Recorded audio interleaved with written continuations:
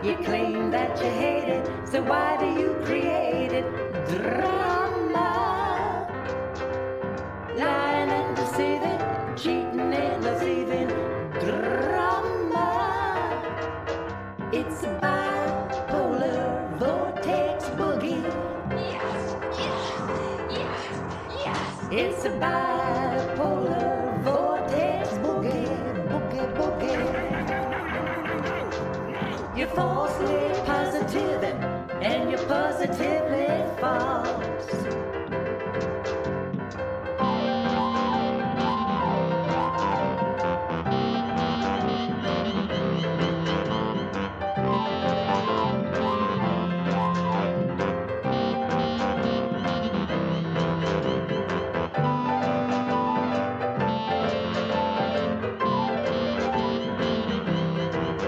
It's a bipolar vortex boogie. I love it, I love it, I love it. Yeah, it's a bipolar vortex boogie.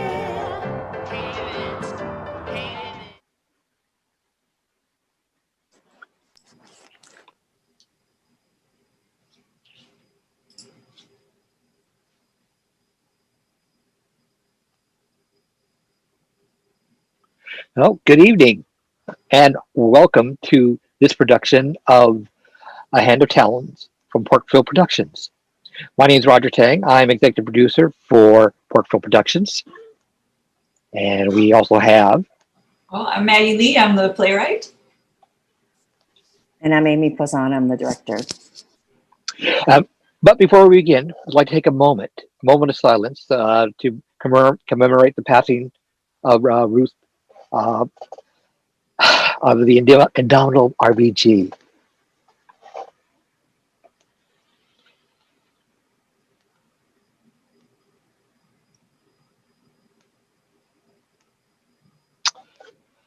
And thank you.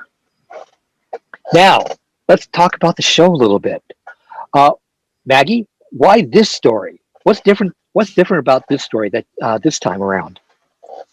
I think with this play, we definitely went for a darker storyline.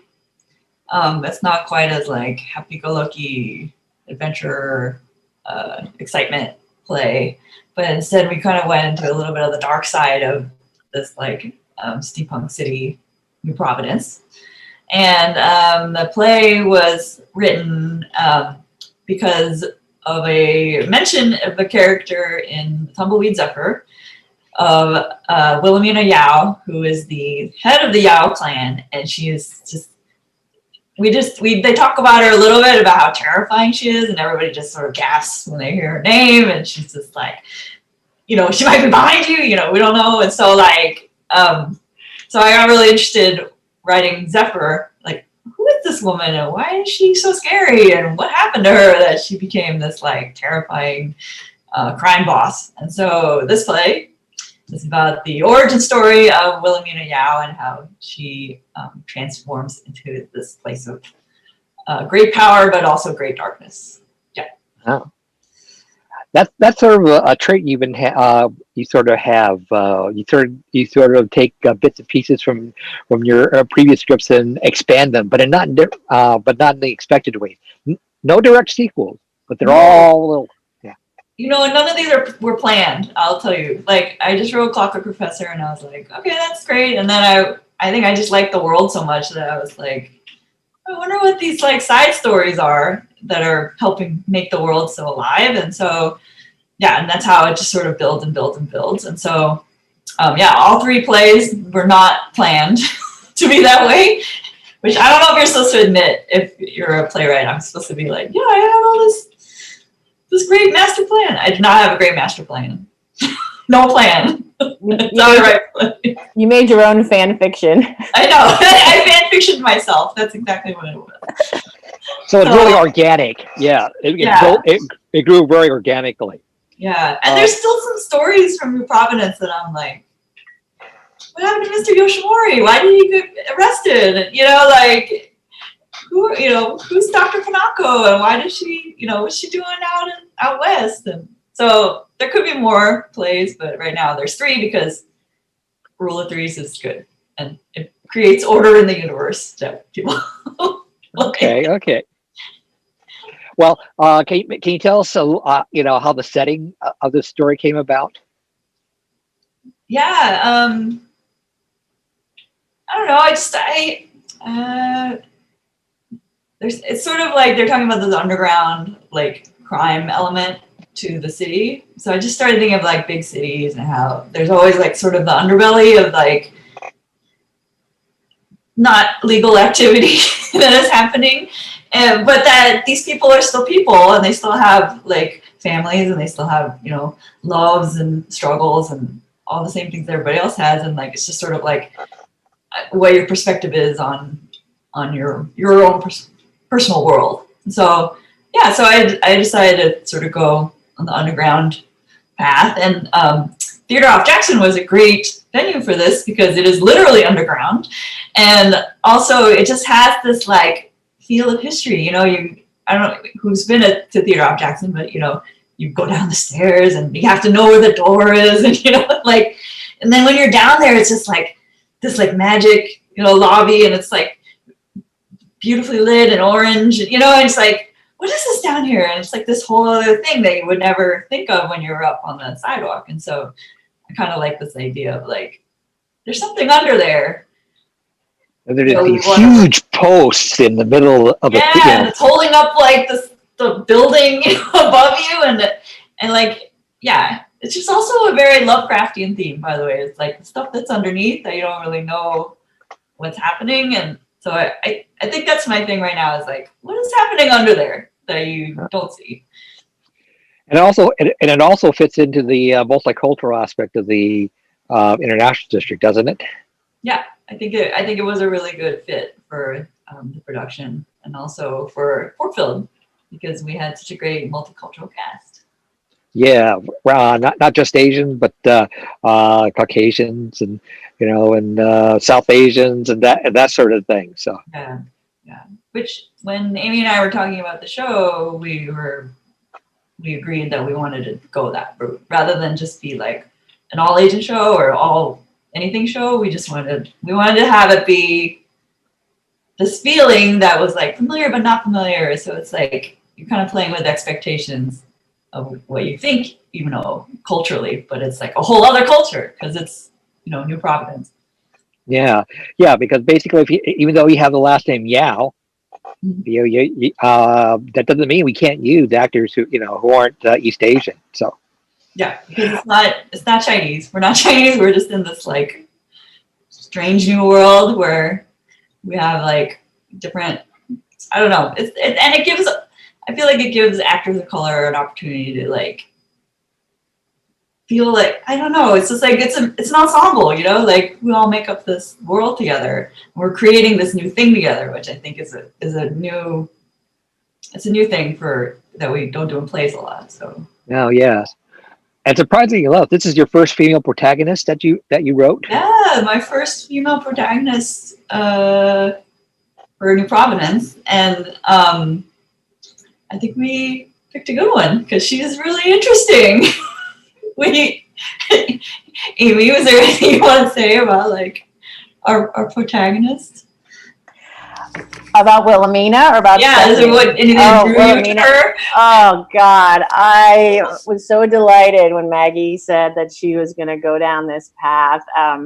We had so much fun in Tumbleweed Zephyr building up this character that didn't exist. And, sometimes we joke in rehearsal about characters. And Roger, if you've worked with Porkfilled, Roger's around a lot, which is awesome. So we would joke around and be like, oh, that's Roger. Like, Roger's this guy. We joke around about offstage characters.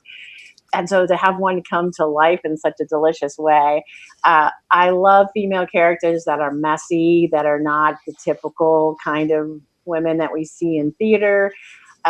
Wilhelmina Yao is an extreme example and just fierce and fearless in a way that goes too far and it's just great. It was a delicious character to dig into, and it was so fun to work with Stephanie and push her into these dark areas. She's such a kind, loving person, and to push her into this to explore the darkness of this character was really, really fun and an honor. And to be at TOJ, I just wanted to throw in a little fact. TOJ was the first place I saw a play in Seattle.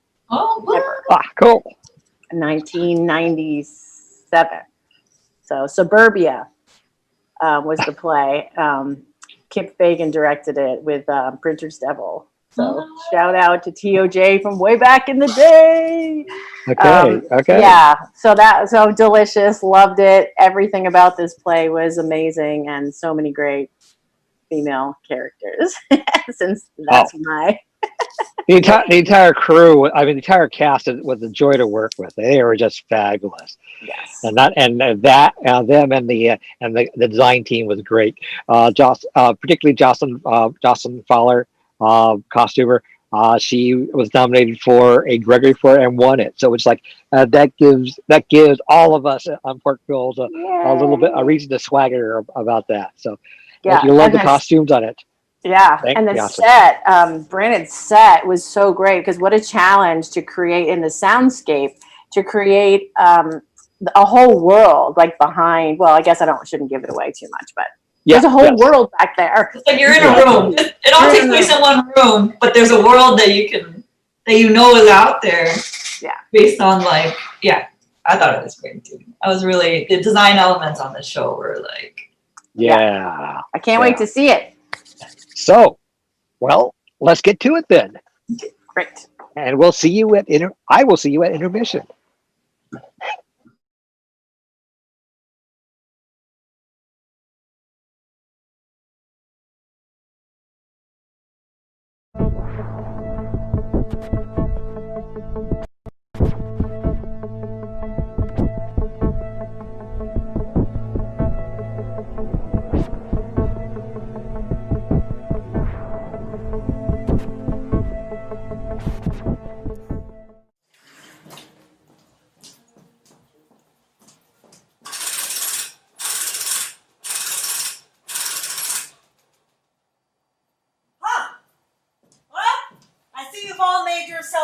Already. Welcome to our fine establishment, the Fortuna Mews.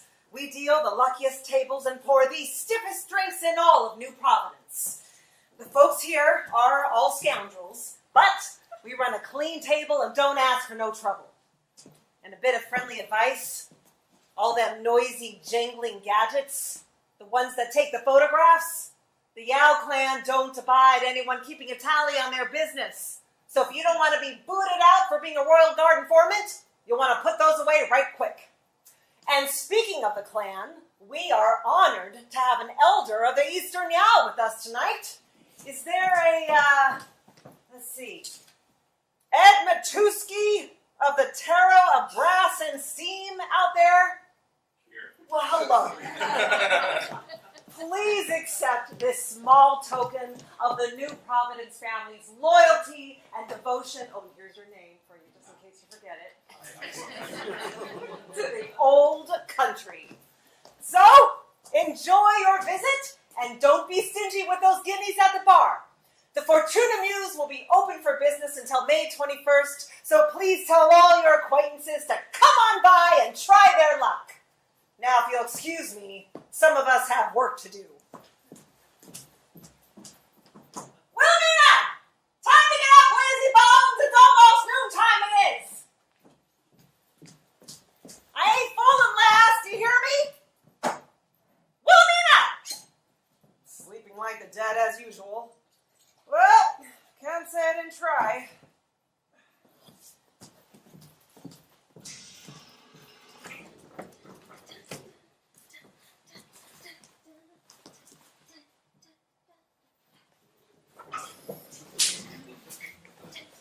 Long night, lass?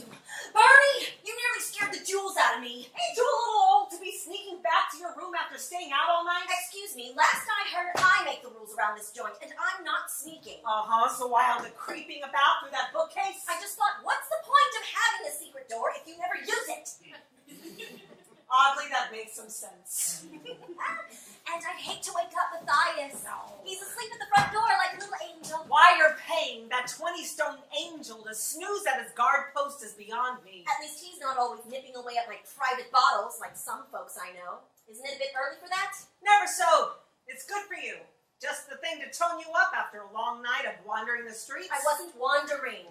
There was a caravan of trading ships out in the port. So Lawrence and I went down to the port to see the new wares. In the middle of the night? With that gutter crumb? How? He's not a gutter crumb, Bernie. He's my friend. And that's when they trade their best goods, you know?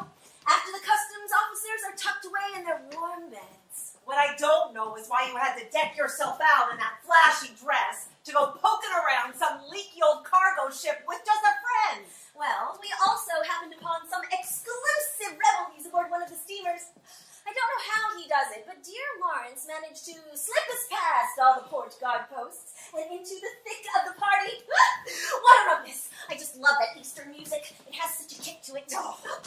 And you let those grubby deckhands from the old country whirl you about? You best go scrub your mitts before you come down with some infernal disease. Don't be such a closed-minded choke cherry, Bernie. Our own people came by those same ships once upon a time, if you recall. Oh, but they had some wonderful wares.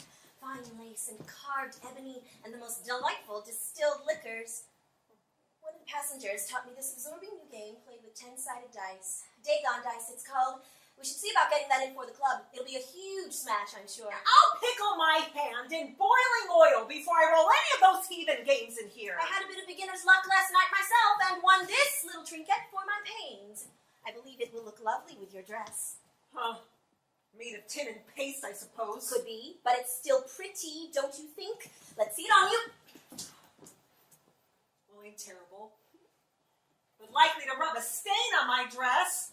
You can never tell with this shoddy foreign workmanship. Good thing dark colors hide stains, then. Not like red. You're sure to catch trouble in that dress with the family still in mourning. Nonsense. Our 3 months was up yesterday. A true Yao does 6 months in mourning black when an elder passes. At least that's what that sister of yours says. Of course she does. Rot. Why, when Great Aunt Eleanor passed on all those years ago, Mother only made us do 3. But your great aunt didn't happen to be the Yark of the Yao clan like your mom. Mother wouldn't have cared in the slightest. I miss her just as much as anyone else, rest her soul, but I am heartily sick of black. It's not good for the club either. And my moping about won't make our guests feel so light and free with their guineas, will it? We might ask your sister's opinion when she gets here. Delphine's coming here? When? She sent word she'd be stopping by sometime before the noon hour. Gadzooks, Bernie! What have you been wasting time yapping at me for? I want to get changed! Thought that might jingle your tune? I don't have to be right about everything all the time. So infuriating. I'm just here to keep you honest, lass. And speaking of honest, I gathered up all the tallies from last night for you. Wonderful. Can you count it out for me? That would be a big help. Seems like we had a good haul last night. Ain't terrible, I reckon. Preston was in all night, sweating up buckets at the Talons table. I thought he was going to leave claw prints on the cards. He was gripping them so tight. We really shouldn't let him play when he has all those awful bookies breathing down his neck. I'll have a word with him, shall I? You can try. Might have more luck talking the feathers off a duck's back. When you've dug yourself in a hole like Preston, there ain't no choice sometimes but to keep on digging and hope you break through to the other side. Damnation. Is that Delphine already? Stole her for me, will you? I don't believe that's in my job description. Please, please, sweet dear Bernadette. All right. Well, Get on with you. are you in here? Nice to see Matthias is finally awake and inviting in all the choice riffraff off the streets from the look of it. Good morning to you too, Bernie. How's tricks? What do you want? I was looking for your mistress, actually. Some manners you got. Didn't you escort her back from your shenanigans last night? As a matter of fact, I did. But she insisted on using that ridiculous secret door. She could still be stuck in there for all I know. Will! Are you in there? Shall we fetch the fire brigade to chop you out? Not much of a secret door if everyone in the borough knows about it. Wilhelmina! The gutter crumbs come to call on you! I do so cherish each and every time we meet, Bernie. Don't stuff it with the punt hole, Hal. Lawrence, what are you doing here? You left your fan behind, and I thought I ought to return it, in case you had any pressing fan emergencies pop up. And you know, I am simply riddled with fan emergencies. Such a gentleman. This Little did I know I'd be greeted by a lady in such disarray. Mine ears blushes. Don't be such a prude. You've seen worse. Remember when we used to go skinny dipping down by the locks with Anders and your pal Pemberton? It was all good, clean fun until your sister caught us that one time. I swear, my brains are still rattling around in my skull from how she boxed our ears. And that was the day you had finally sweet-talked prim Matilda into taking the plunge as well. I'll never forget how mortified she was to have Delphine shrieking bloody murder at us, shivering on the dock in our skivvies. I'm fairly sure Matilda's gotten over it, especially now that you've got her employed tallying the books for the Yaos up north. I owe you big for that little favor, by the way. Not at all. We can always use a smart girl like Matilda. And a cozy smuggling outpost on the border is the perfect place for someone who wants to disappear for a while. I'll never understand what could have possibly happened between her and Penn to make her so upset. No one understands, believe me. It's perfectly obvious they're meant to be together. If Pemberton would just buck up and tell her how he feels, I'm sure it would smooth things over right quick. Well, it's not so easy sometimes. Now, it's terribly rude of me, but I must be asking you to take your leave. Delphine is to be stopping by, and I have got to get changed. Apparently, my sister and I have different ideas about how long mourning blacks should be in style. Since when do you care what that stuffed shirtwaist Delphine thinks? I don't, really. It's just, it's easier this way. Family matters, you know how it is. Ah, yes. The inscrutable rules of the Yao clan. Say, Will, Yes? it's just... I had an awful swell time with you last night. It was fun, wasn't it? We always managed to have some jollies together. But next time, you must dance with me. It's just not sporting to escort a lady to a party and then refuse to dance. My greatest contribution to humanity is by not dancing.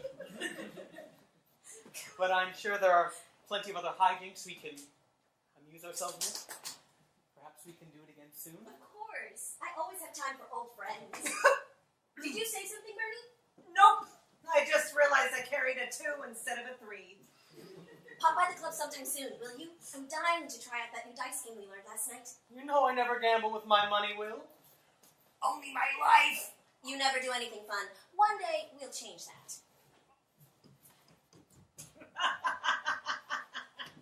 Oh, please. That has got to be the most pathetic thing I've ever had the pleasure of witnessing. Slow and steady wins the race, as my sainted mother used to say.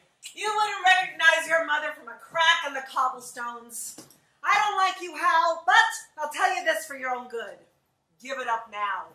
A nameless, street rat like yourself don't have the spine to court a daughter of the owl. I'm sure you're the perfect person to give me that particular piece of advice. How dare you speak to me like that? Maybe you're right. You're a threefold bastard for saying so, but maybe you're right. I'm sorry, Bernie. My mouth runs ahead of my good sense sometimes. I believe you mentioned something about a punt pole.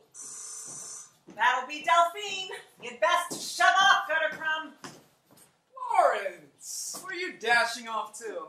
Got an intimate date with some riverboat apparatus. Oh, has my dear sister trampled all over your tender heart again? I'm not a proud man, Anders, but I would appreciate being able to walk out of here with the last remnants of dignity hitched up about my ankles. Don't fret, old chap. She'll come round one of these days. How could anyone resist this sweet face? And there it goes. Pride's overrated.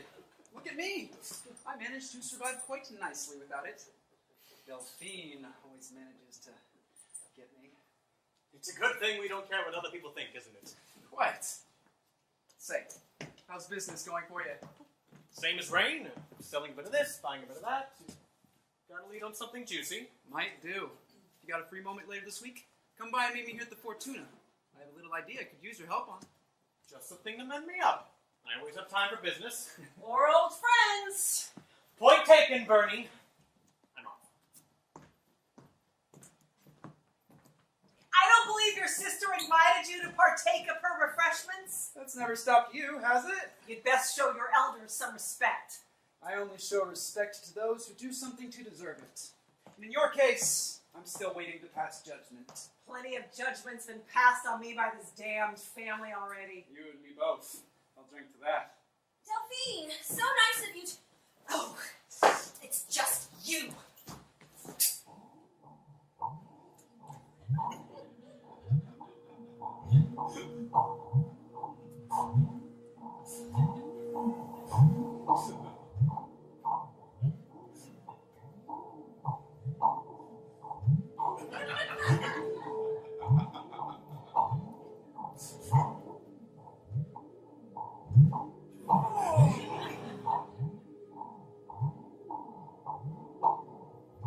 It's too early to be hitting the bottle, Anders. I was just keeping Bernie company.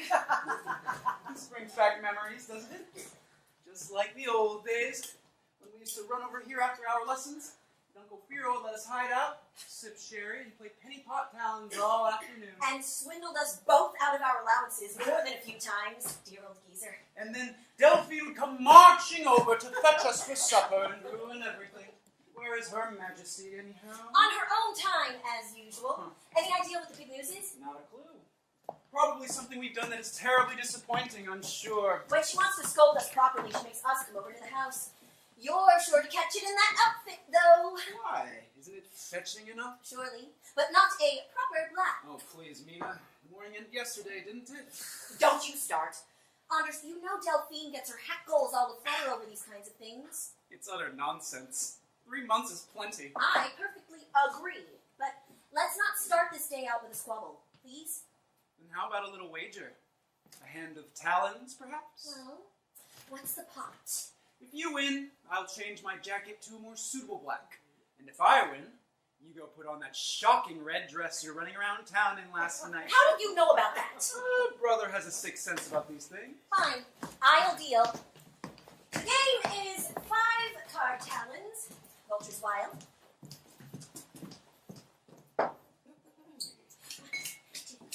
Stop it, you tweed head.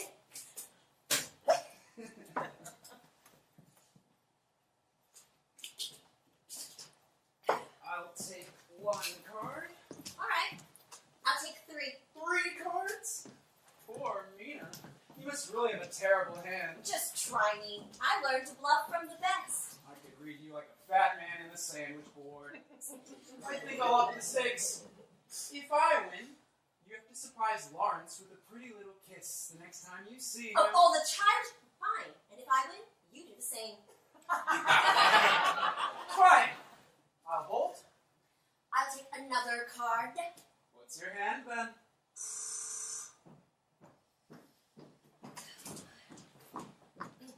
The Yarick has arrived. Anders, Wilhelmina, Bernadette. Delphine, Lieutenant Curtis, welcome back to the Fortuna Mews. Honestly, Delphine, is it really necessary to have your little lackey following you around to announce you? It's just us. Bloody hell, How here we go. dare you? Were you not the brother of the Yarick, I would bleed out your honor in the street. My apologies, Yarick. He does not show you the proper respect. There's a good girl. Heel to your mistress now. Exactly what do you find so amusing?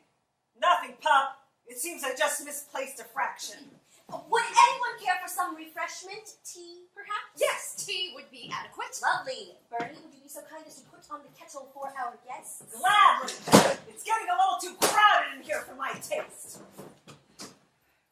I might think twice about drinking whatever that old bat brews up. Not that you've done anything to rile her up. Oh, wait. After you all have. these years, one might think you'd have learned that your petty sniping doesn't bother me in the slightest. Oh, I'm aware of that. But contrary to popular belief, it's not always about you all And the I, time. for one, am finding all of this extremely tiresome. Can we please get down to business before we all collapse from old age? I am all ears and I wagging believe tail you and made your slobbering point, tongue. Anders. Delphine, what's happened? I've received a wire this morning from the Council of Elders in the Old Country. The Eastern, yeah? What could those nosy hags be possibly bothering us for? We've already sent in our tribute, just like every other year. It seems power has changed hands of the council recently. The new first seat elders have taken a keener interest in how we do business here in New Providence and sent a special emissary to observe our operations. Bollocks. More like a spy. I knew we'd be under tighter scrutiny since Mother passed, but it's extremely poor timing for us after losing so much territory to Tsume Joplin and his gang as of late. Surely it hasn't been that bad. Judge for yourself. Lynn, please present your report. Yes, Yarick. The Joplin gang has gained the upper hand in the Thieves Guild with a majority trust, and taken over most of the prime property in the Red Lantern district from when the Fontaine gang went under. They've also undercut our Oleander Fizz distilleries by half, which never would have happened if a certain someone had been minding the store as they ought. Maybe a certain someone should bleed your honor out in the streets. Anders, you know what Lynn says is true. I assigned you to oversee the Fizz distilleries because I thought you were finally mature enough to take a real leadership role in this family. But it It seems I was overly optimistic. But that wasn't my fault. The Royal Guard raided I don't want to hear any excuses. I want results. And Wilhelmina, What? The club is doing just fine. I know Mother always let you do whatever you wanted in this little kingdom of yours, but it's serious now. We need to make some coinage. So what would you have me do? Rig the tables? Stack the decks with eagles and counterweight all the dice? You could start by collecting all the overdue debts you've been sitting on. I know you've been letting more than a few of them slide. You listen to me, Delphine. The Fortuna Mews is my place. Uncle Firo left it to me alone. And no one tells me how to run my place. I'm not sure I like your tone. And I don't much care for yours either, Lieutenant Curtis. What are you even doing here anyhow? This is a family matter. Only family members should be discussing it. Lynn is my most trusted advisor. She goes where I go. Now, I know you're used to holing up at the club and letting the rest of us dirty our hands with the real business, but we're all going to have to work together if we want to keep our place in New Providence, or the next thing you know, the Council of Elders will send some bootlicking second cousin of ours to toss us out on the street. Am I making myself clear? Yes, Yarick. If you would just reconsider my idea to broker for those new galvanic No, we aren't going to discuss that. Don't be so bloody old-fashioned, Delphine. Investing in weapons technology is the only real pathway to the future. I have access to informants within the Royal Guard who can get us the specs for all their experimental galvanic weaponry.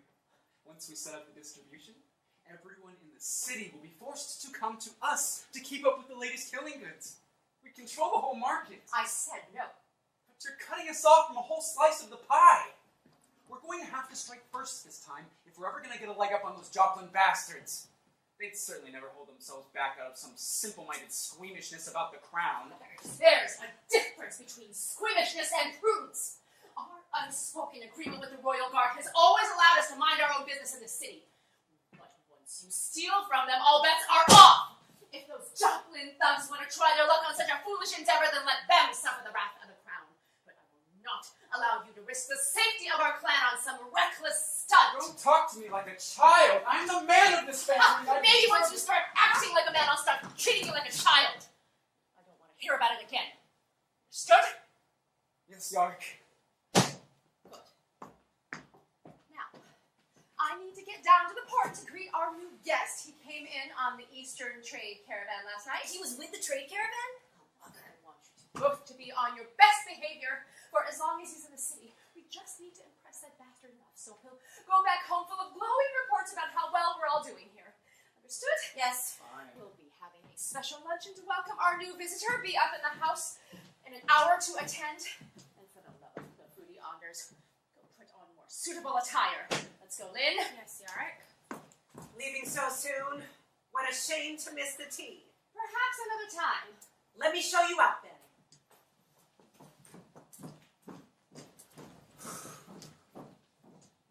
Well, that didn't go as terribly as it might have. Will you stay and have some tea? No, I guess I better go home and change my attire. Anders, don't. Don't what, Mina? What? Don't pay any mind to Delphine. You know she only wants what's best for us. Does she? It's just like how Mother used to be. Always fussing at us. You know, stand up straighter, tuck in that shirt, don't disgrace the Yao name. But she only did it because she cared. Mother cared about us. That's news to me. So she wasn't exactly the coddling type. But she did love us in her own way. And so does Delphine. Delphine. The way she talks down to me, it's like she's daring me to get fed up and strike out on my own. You'd never do anything like that. Would you? What would I ever do without you here to keep me sane? You can't be so cold-hearted as to ever think of leaving me to deal with her all on my own. No, of course not. I wouldn't wish that on my darkest enemy. So, I'll see you up at the house, and you'll be that charming person we all know and love. Sure. Oh, and by the way, 2 pair, owls and falcons. 3 of a kind, eagles. What? I'll be damned. Pucker up, my little cabbage. Last my luck.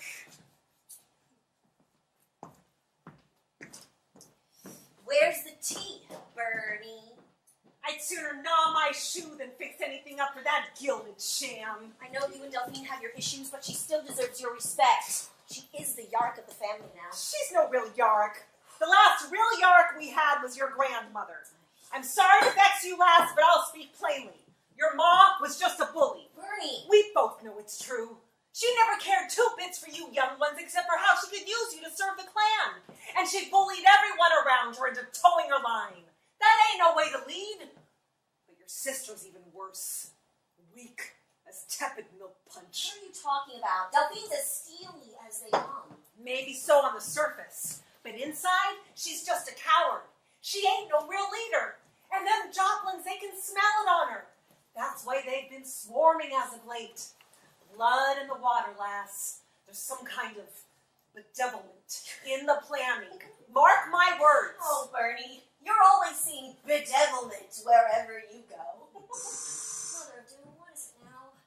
Did you forget something, Anders? Want me to spank you again with another hit? Sorry, you're not. No. I'm sorry.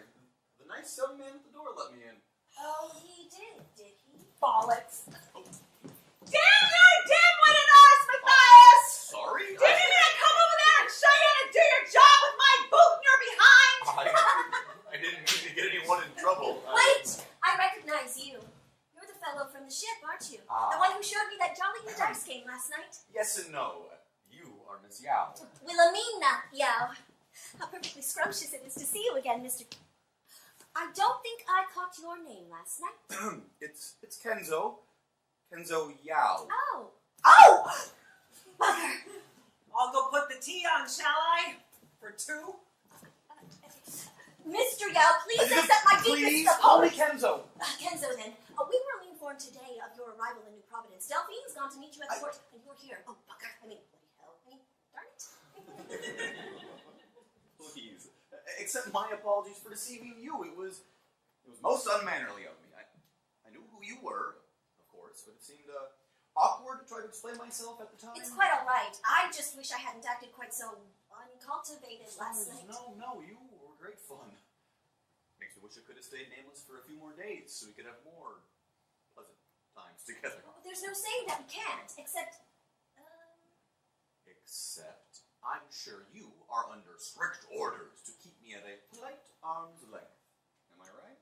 Not at all. I can tell you and I are going to get along famously.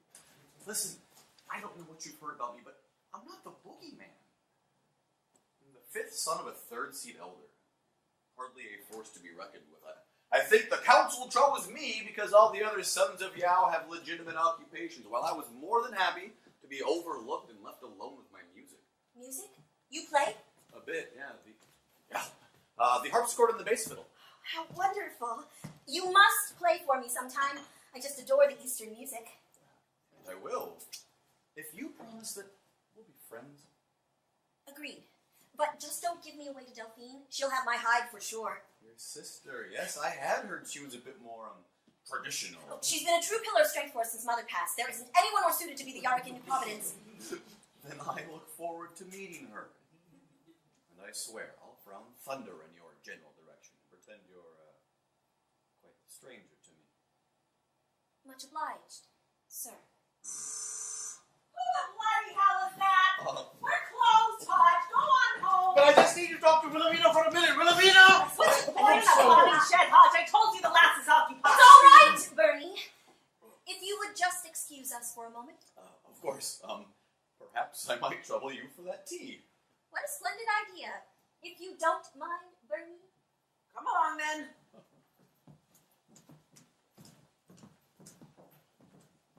Thanks, Wilhelmina. Truly, I appreciate it. I've been meaning to talk to you, Preston. Yeah, we don't chat anymore, do we? We should make some time for that. We've never been ones to chat. But you do know what I'm going to say, don't you? I have a feeling I might. But please, just hear me I out can't first. have you losing any more money at the club, all right? I'm just having a little string of bad luck. The cards will turn around for me soon. They always do. It's more than that. I know you have a lot of hungry creditors, and I can't in good conscience let you dig yourself in deeper under my watch. You were Uncle Firo's closest friend, and I'd never forgive myself if I didn't at least try to stop you. That's real sweet, Wilhelmina. Real sweet. Sweeter than my own daughters, I reckon. So, until I hear you're back in the green again, I'm cutting you off from the tables, but it's for your own good. You understand? Sure. That's only fair. I completely understand.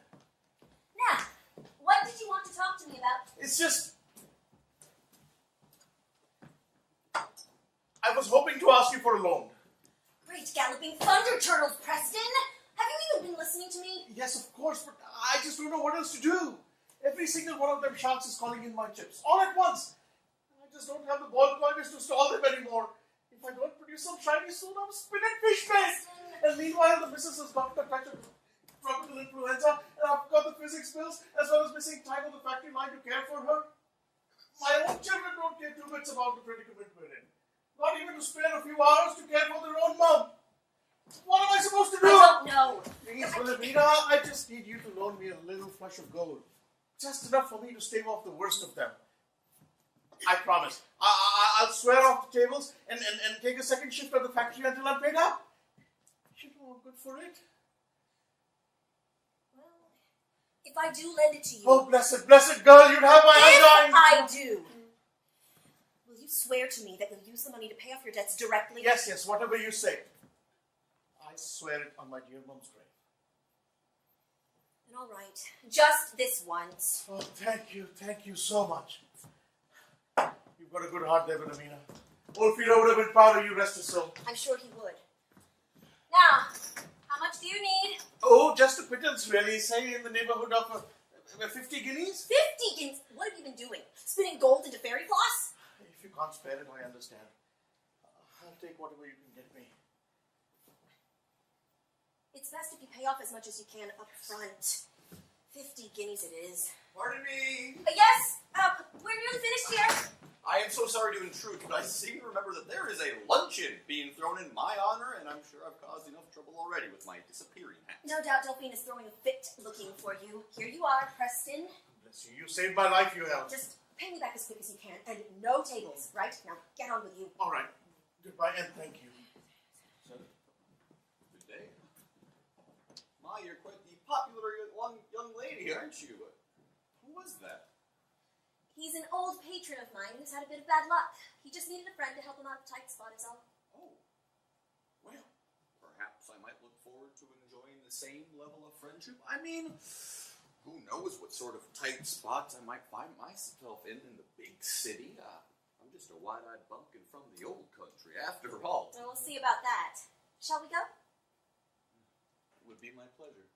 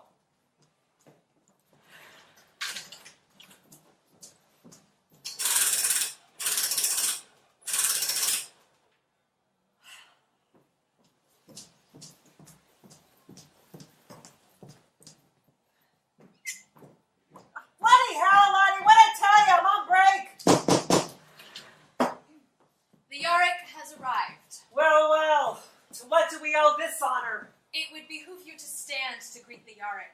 I've been on my feet all night.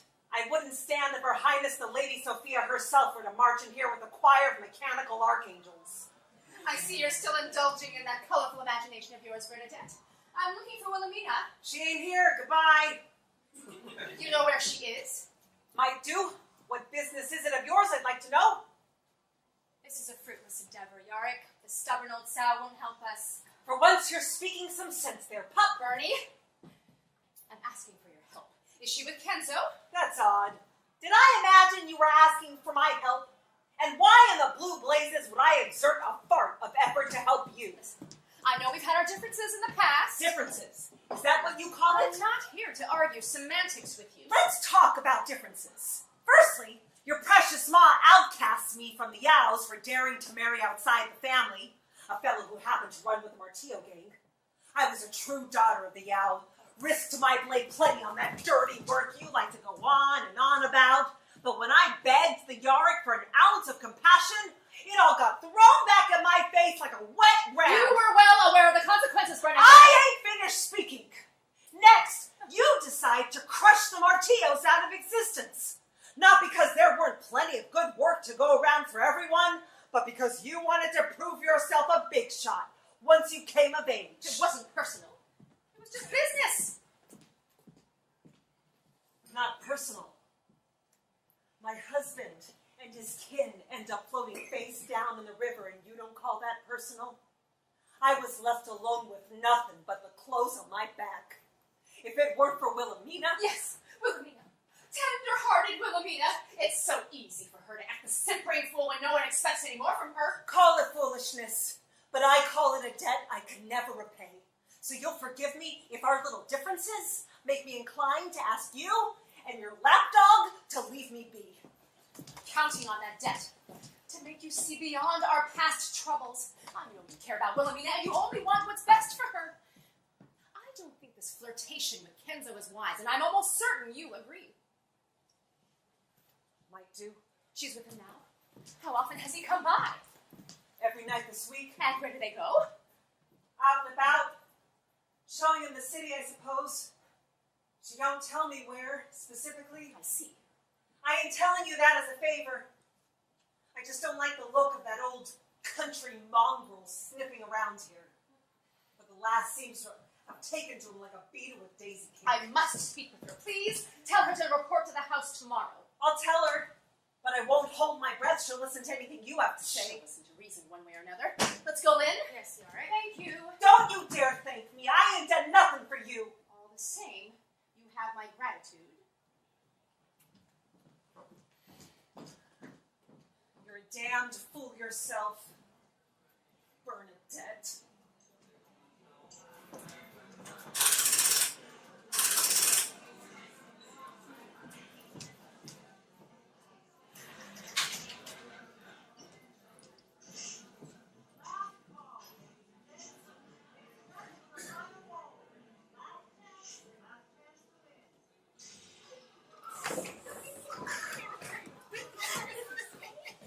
And voila! Secret door!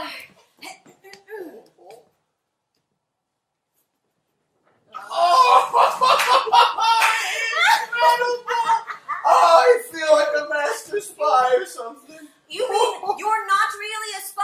Shocking. Oh, I know. I'm sorry. I'm just as boyish as they come. Try to contain your disappointment. It's all right. You can use my secret door as often as you like. I just might take you up on that. But first, we dance. You do dance, don't you? Ooh. Can I share an embarrassing secret with you? Anything.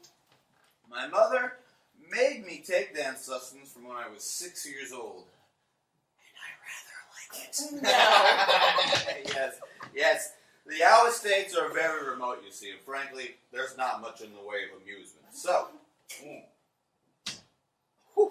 we are always throwing each other 11 balls out of sheer boredom. I have had plenty of time to hone my skills.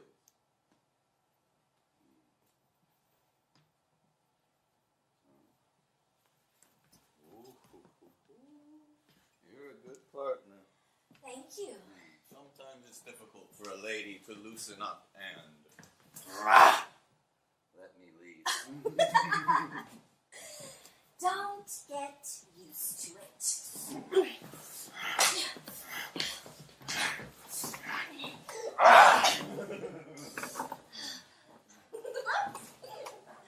Here. I don't know why you had to slug me so hard. Serves you right. Maybe you'll think twice next time you try to plant a kiss on me for a stupid bet, you tweed head. Just get the lights, will ya? Ow! Bloody hell! Ew! Mina! What are you doing lurking around in the dark? Excuse me. But whose office is this? I'll lurk wherever I please, thank you very much. And Mr. Yao as well. Anders, you know you can call me Kenzo. I know. Mina? Pull yourself together. Honestly, Anders, you look like an indignant schoolmarm. Aren't we all adults here? No, I completely understand. I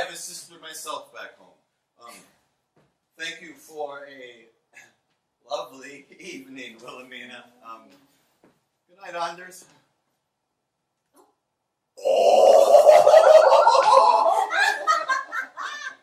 Oh, I don't believe I caught your name.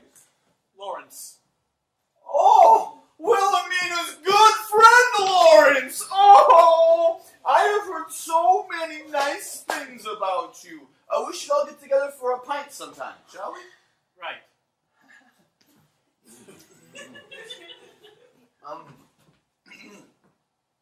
See you later? If you survive until then. Just try to give me a decent head start.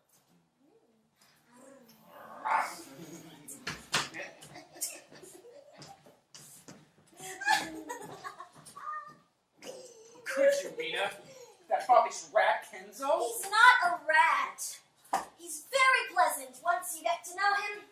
And aren't we supposed to be promoting good relations with our Eastern brethren? Don't be such a damn fool. You're flirting with danger and you don't even know it. The moment he tires of enjoying your charms, that backstabbing flatterer could turn around and ruin us all. Don't be so dramatic. He'd never do anything like that. How do you know? Because I do. And anyhow, it's not like I've done anything that he might have cause to find fault with. Or have you managed to clean up your mess with the Oleander Fizz distilleries? Damn the fizz and damn you! You don't know what you're talking about, but I'll show you. Oh. You and Delphine, both in bloody Kenzo, too. Once I finish this new deal that I've been What working... new deal? It's none of your business. And who I care to spend my time with is none of yours! Let's all just calm down, shall we? How about I pour everyone a drink and we can talk things over like reasonable human beings? I'm not very thirsty. Neither am I. Well, I am. Anders, there's an urgent update on the... Oh, good evening, Preston, Wilhelmina. what are you doing here? Didn't I tell you to stay away from the tables? I'm not here for any sport. I'm just here for... Mr. Hodge is just helping me with my little business venture. He is? Yes, it seems there have been some important developments, so I'll be taking my leave. Be coming, Lawrence? Actually, I think I might just call it a night. You know, go home, put on my slippers, take a rock and kill myself. The usual. Suit yourself. You're missing out on a dilly of a business opportunity. This is going to pay off big. Thanks. But I'll pass for now. Your loss. Come on, then, Preston. Good evening, Wilhelmina. So sorry for troubling you. I shouldn't have flown off the handle like that. I don't know how he does it, but Anders always manages to jab at all my sore spots, just so. You love them. People you love. They know just how to twist your arm and tickle your nose, so you don't know whether to sneeze or scream. Goodness. Did you read that on a fortune cracker? Nope. Just good old life experience. Are you cross with me, too? No, I'm not cross. Just be careful, Will. I am! I'm just having a bit of fun is all. Oh. Oh, I really walloped my elbow. Was that before or after we turned on the lights? There's the old Lawrence, back in fine form. Let's see the damage. Oh. Oh my, don't tell me you still fake dead away at the sight of blood. No. Not all the time. Say, Lawrence, do you know anything about this deal Anders is planning? Not a clue. He was going to fill me in on the details when we stumbled upon your private little soiree. Can you do me a favor and find out? Spy on your brother? That hardly seems sportsmanlike. I'm not going to meddle. I'm just curious. I know you have your ways of finding things out. Please, Lawrence. I'll do what I can. Whatever it is, I think it's going to go down soon. There you are. Right as a trivet. Many thanks, dear gutter crumb.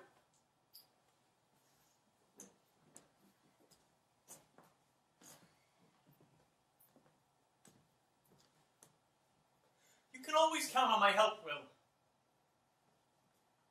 You know that, don't you? I'll always be there for you, no matter what. All right, I get it. What's got you so sober all of a sudden? It's just... It's nothing. Like Will.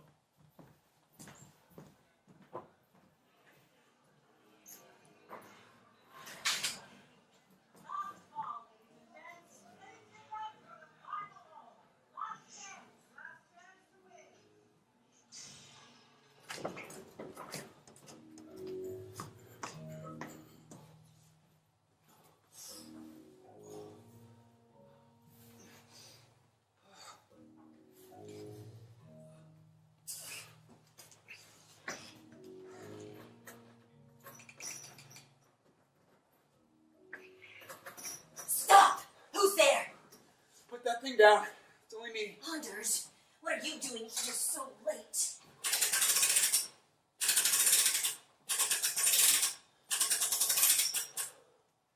Are you hurt? It's nothing. It's nothing. It's fine. It's fine. It's just stress. What happened? It's all over, Mina. I'm finished. What are you talking about? The deal was solid. I made sure of it. Someone must have ratted us out. The Royal Guard? They were waiting for us as soon as we left the laboratory. They opened fire without warning. 3 of my men dead, maybe more. Preston ran off somewhere. I lost track of him. Barely escaped with my life. Mother of Doom, what laboratory? What did you do? The galvanic weaponry lab at the Crown Residence. We paid the night shift guard a tidy sum to look the other way while we pilfered the goods. Greedy bastard ended up dead too, so I suppose it all evens out in the end. Anders, why in the bloody hell would you try to pull a stunt like that? Need to take a big risk to win big. Isn't that what you do every day in your club? The Royal Guard will be combing the streets looking for you. We've got to get you someplace safe. Let's go up to the house. No! I can't face Delphine. She'll crucify me. She won't. I'll talk to her. Besides, we can't go up there. Not with Kenzo there. He won't do anything. Look, I don't have time to argue with you. Just need a little coinage, okay? I'll leave town for a while, lay low. I'll hop a train out west. Cousin Miles just started working the Zephyr line. He can sneak me on board for the morning run if I leave right now. If you leave like this, Delphine won't have any choice but to outcast you. You can't ever come back. At least I'll still be breathing. Help me get this safe open, will ya? No, I won't do it. You have to, Mina. You have to help me. Look, they won't blame you. You can tell Delphine I stole it. Tell her whatever you want, but please. I'm begging you, help me. Just go up to the house. We'll think of something, I promise. I really didn't want to have to do this. But you need to open that safe, Mina. Right now. You're going to shoot me? You don't understand, Mina. Everything has always been easy for you. Mother, Delphine, hell, the whole bloody clan. They've always dismissed you without a second thought. Let Wilhelmina fritter about in her little club, isn't she cute? But all I've ever known is disappointment and failure. That's all they ever think of me. I've tried so hard to prove myself again and again, but I just can't win. So you are going to open that safe, and I'll finally be free of this. I'll finally be free of all of you. Please. For the last time, just open the bloody safe! Wilhelmina, what in the blue blazes is going on here? Anders? I can't believe you've had this snake here Just the whole calm time! down. Gun? No, no, no. Could you, Mina? No! Oh! Oh! What's going on?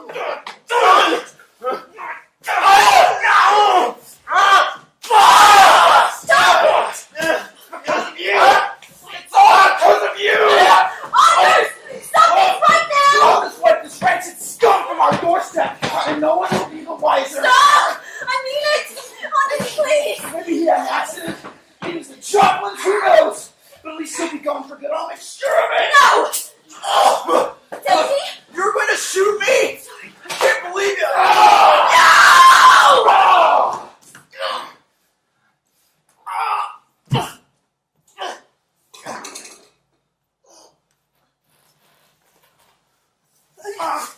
No, no.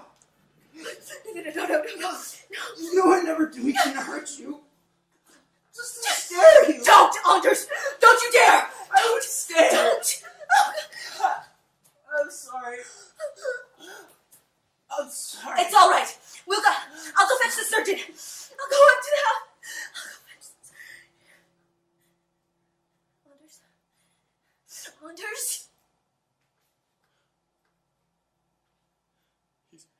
He's gone. I'm sorry. Don't touch me! Anders, please get up. Please. We have to stop him. Anders is planning to go. I'm not gonna faint. What the devil happened here? It's Anders.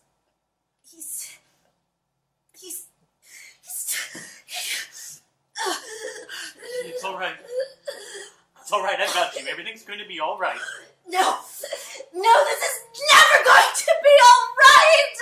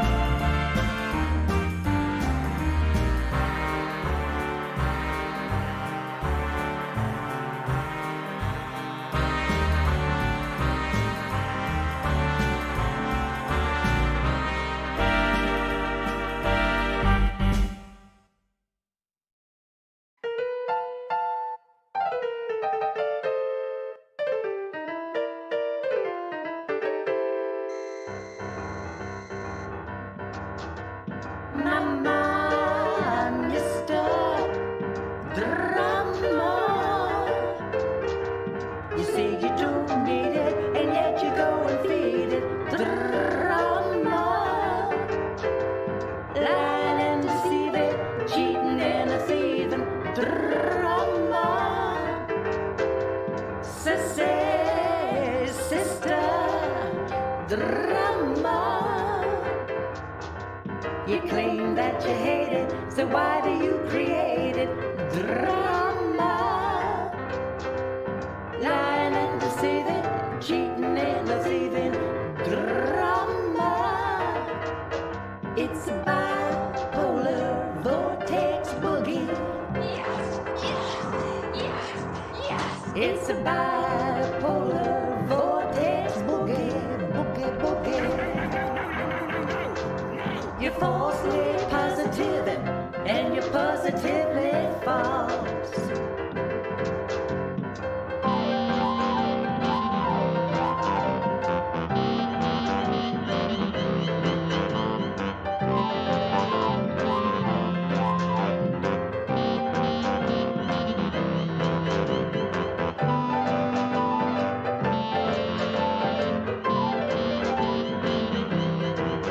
It's a bipolar vortex boogie.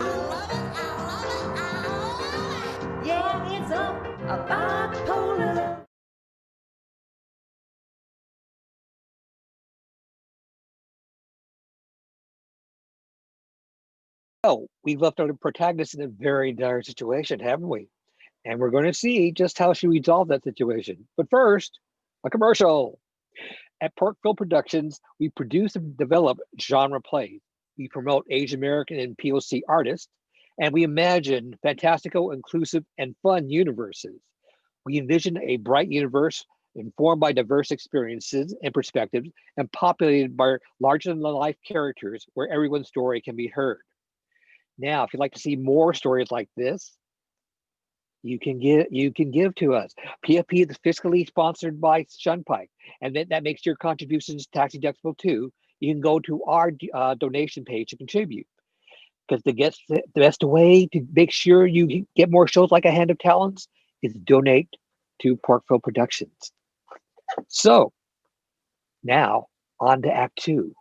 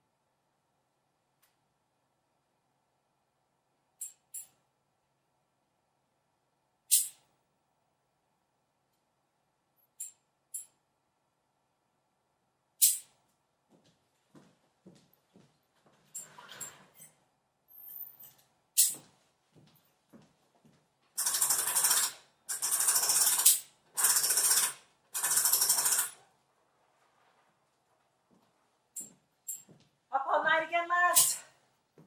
No. Slept like a baby. Did you bring what I asked? Yes, but you won't be Just needing give it to to me. Wilhelmina! Just give me the bullets.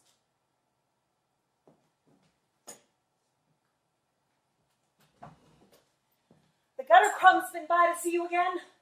Matthias had to rattle his fist in his scrawny face to shoo him off.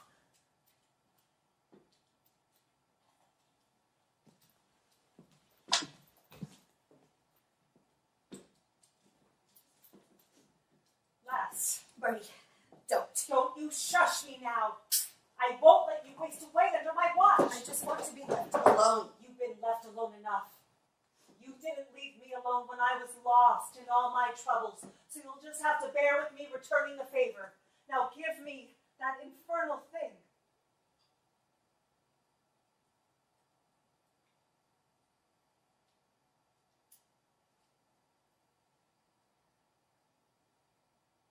That's more like it. Now let's get you to bed. You need to rest. That's all right, lass. You let it out if you must. Bernie, it was all my fault. Now, who in the blue blazes isn't at this hour? I have a fair idea. The Yarick has arrived. Good. You're awake. Why haven't you come up to the house? The lass is feeling a bit under the weather. Silence. The Yarick does not have business with you. Well, what do you have to say for yourself? I was unaware I was required to speak. I've had my hands full for 3 days dealing with the fallout from your little escapade. I've had to deal with Kenzo knowing that the next telegram he sends out could be the one that seals our fate with the Eastern Yao, not to mention paying an obscene amount of hush money to the royal guard. And here you are skulking about feeling sorry for yourself. Oh, it's just like you to be so selfish at a critical time like this. In case you've forgotten, Delphine, our brother is dead. And causing just as much trouble and death as he did when he was alive. That fiasco he cooked up with that weapon steel nearly put a knife in our heart. I apologize. That was a poor choice of words. If I could have a private word with my sister. Of course, Yarick. Come along, you. I'll be just outside, lass.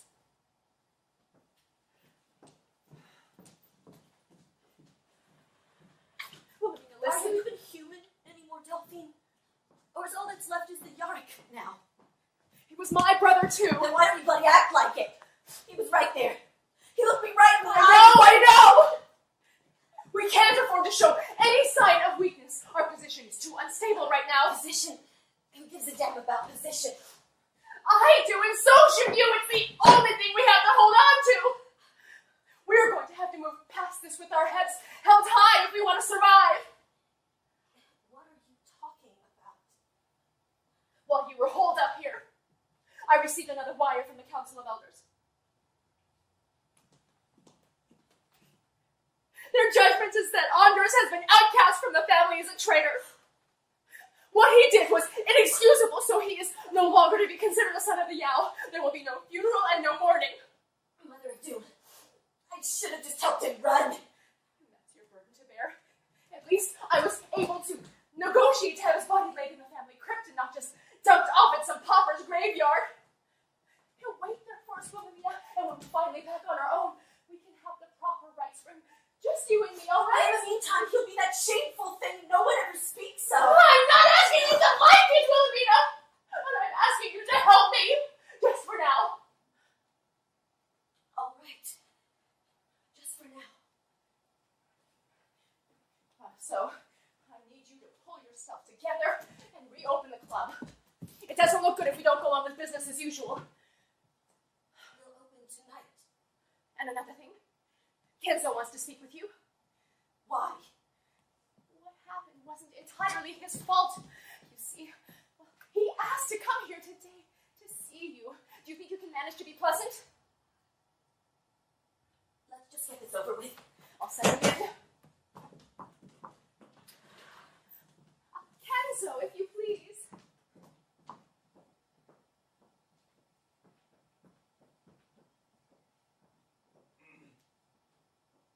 Wilhelmina, I trust you're feeling better? As well as can be expected. That's good to hear. I am so damnably sorry about this whole thing. Can you ever forgive me? There's nothing to forgive. It was an accident. But if I hadn't provoked him, things would have never gotten out of hand. I would do anything to make it right, to give you back to your brother. So would I. The last thing I ever wanted to do was to hurt you, but now how can you think of me as anything but a cold-blooded murderer? I don't me? If you'll forgive me, I am just as much to blame. You were just trying to save my life. I will never forget that. Please, don't. I forgive you, truly. But I just can't. I understand. We're finished here, Miss Delphi. Wonderful. I'm sure Wilhelmina's spirits are much improved by your visit. The carriage is waiting, Yarick. Shall we? Actually, Miss Delphine, I was hoping we might have the opportunity for a private conversation. About what? I know you have concerns about me as a spy. Well, certainly not. I would never think anything of the Let's sort. speak frankly, if you please. After all that's happened, I'd like to make it up to you in some small way. I'm sure you have more than a few questions regarding the current leadership of the Eastern Yao. I'd be more than happy to enlighten you on any particular details that you wish to become more familiar with. I don't know what you mean. As you please, but I offer my services to you freely, should you choose to accept them. Of course, we could always find other topics to discuss. The weather, perhaps? I may have one or two points of interest that I desire some clarification on. Would you care to take a turn around the harbor in the carriage? It's a lovely day for a ride. I think that might be pleasant. Good day, Wilhelmina.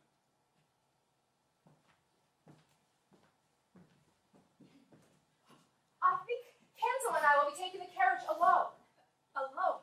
I'm very interested to see what Mr. Yao has to say for himself. Perhaps this moment of remorse is the perfect time to extract some vital information. Yarick, do you think it is wise? He may be seeking to entrap you. No, I think I have the advantage here.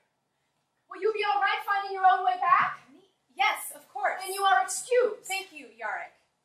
It's just that, is it?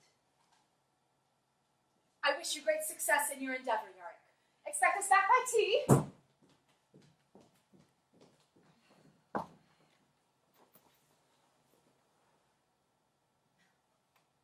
Are you planning to stand there all day? Of course not. It's just, the Yarick has never asked to take a meeting without me before. I'm surprised you don't go to the privy together. You're so joined with him. I'm sorry. I don't mean to be so shrewish. I guess I'm just used to the way things usually are. Everyone's squabbling comfortably about the same old things. Do you need Bernie to call you a carriage? No, I prefer to walk. By your leave, Miss Wilhelmina. You can drop the miss. I never liked it. That wouldn't be respectful. Good day.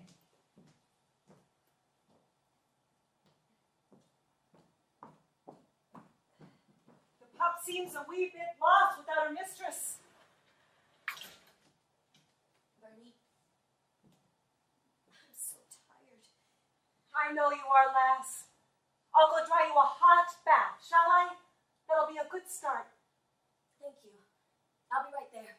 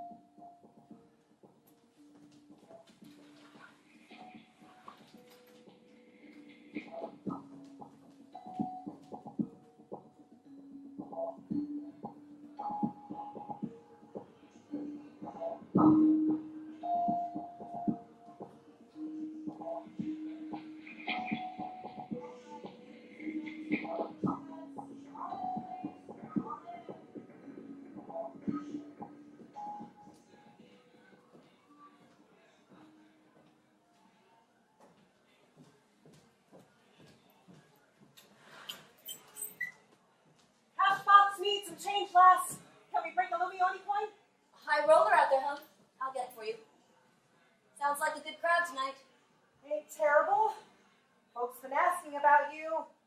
Might consider coming out and having a drink with them like a good hostess. Maybe later. You know you haven't shown your face out there since we reopened. I know. It just feels wrong to go on with such frivolous things, like nothing's changed. Have things changed? Business is business after all. I suppose. Maybe it's just me that feels different. Lieutenant Curtis. Good evening, Miss Wilhelmina. Is there something we can do for you? No. Well, yes. I was wondering if if the Yarick was here. No. I'm sorry. She hasn't been by lately. Your mistress is too busy with a shiny new plaything, eh? Do not presume to speak so freely about the Yarick, Bernadette, or my blade will teach you a lesson you will not like. Let's at all. stop with all the petty sniping, shall we? I seem to have lost my taste for it. As you wish, Miss Wilhelmina. I've got to get back to work anyhow. Play nice, pup. I got my eye on you.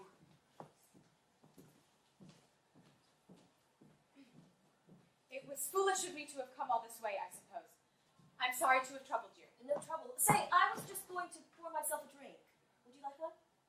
I don't like to imbibe when I'm on duty. On duty? I don't see anything particularly official going on here. I suppose that's true. I'm glad you came by, actually. I've been meaning to apologize to you. To me? Whatever for? I feel that I haven't been quite fair to you in the past, especially when my brother was around. We used to say the most appalling things to try to rile you up. I'm rather ashamed that I acted so childishly. I'd like things to be different going forward, if that's amenable to you. As you wish, Miss Wilhelmina. About your brother. Yes? I wanted to say that I'm sorry about what happened to him. Oh, thank you. He was not my favorite person, as you know. But what happened to him was wrong. And the fact that he was cast out of the Yao after his death, that was also wrong. I hope I do not overspeak my position to say so. Not at all. It's too bad the rest of the Yao did not agree with you. There are some within your family, quite a few, who feel the same way.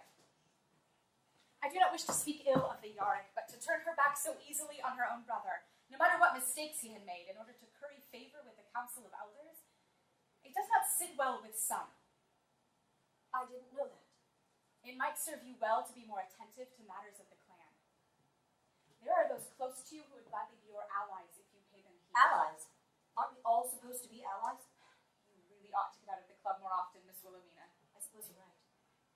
For someone without the Yao blood, you're far more familiar with the inner workings of our clan than I ever cared to be. I have no family of my own, so it behooves me to be of use. The Yarick has always let me prove my worth despite my lack of blood ties. She's lucky to have you, I think. So I hope you will let me be so bold as to say, I am troubled for the Yarick. I do not agree with her new alliance with Kenzo Yao. She's convinced she can undermine his defenses for the clan's gain, but I fear it will turn against her. You must speak to her about it. I wouldn't worry about Kenzo. He's little more than a glorified scrivener. Those who seem the most defenseless are often the most deadly, as your brother might attest to. My brother's death was an accident. But there's something else about that night which I'd very much like to get to the bottom of. Andres said he was betrayed, that someone tipped off the royal guard. It would give me great pleasure to have words with that particular individual. I shall look into it. Excellent. I hope that our new friendship proves useful to both of us, and to Delphine as well. We shall see. Good evening, Miss Wilhelmina.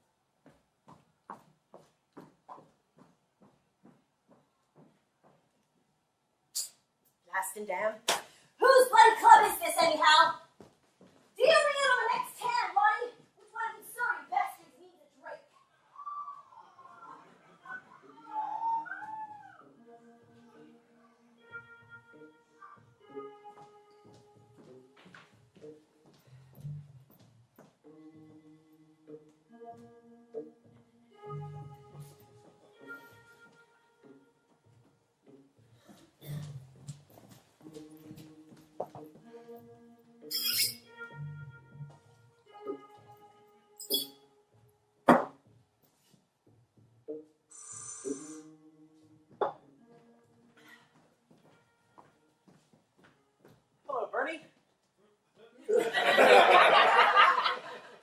Who's that new muscle at the door?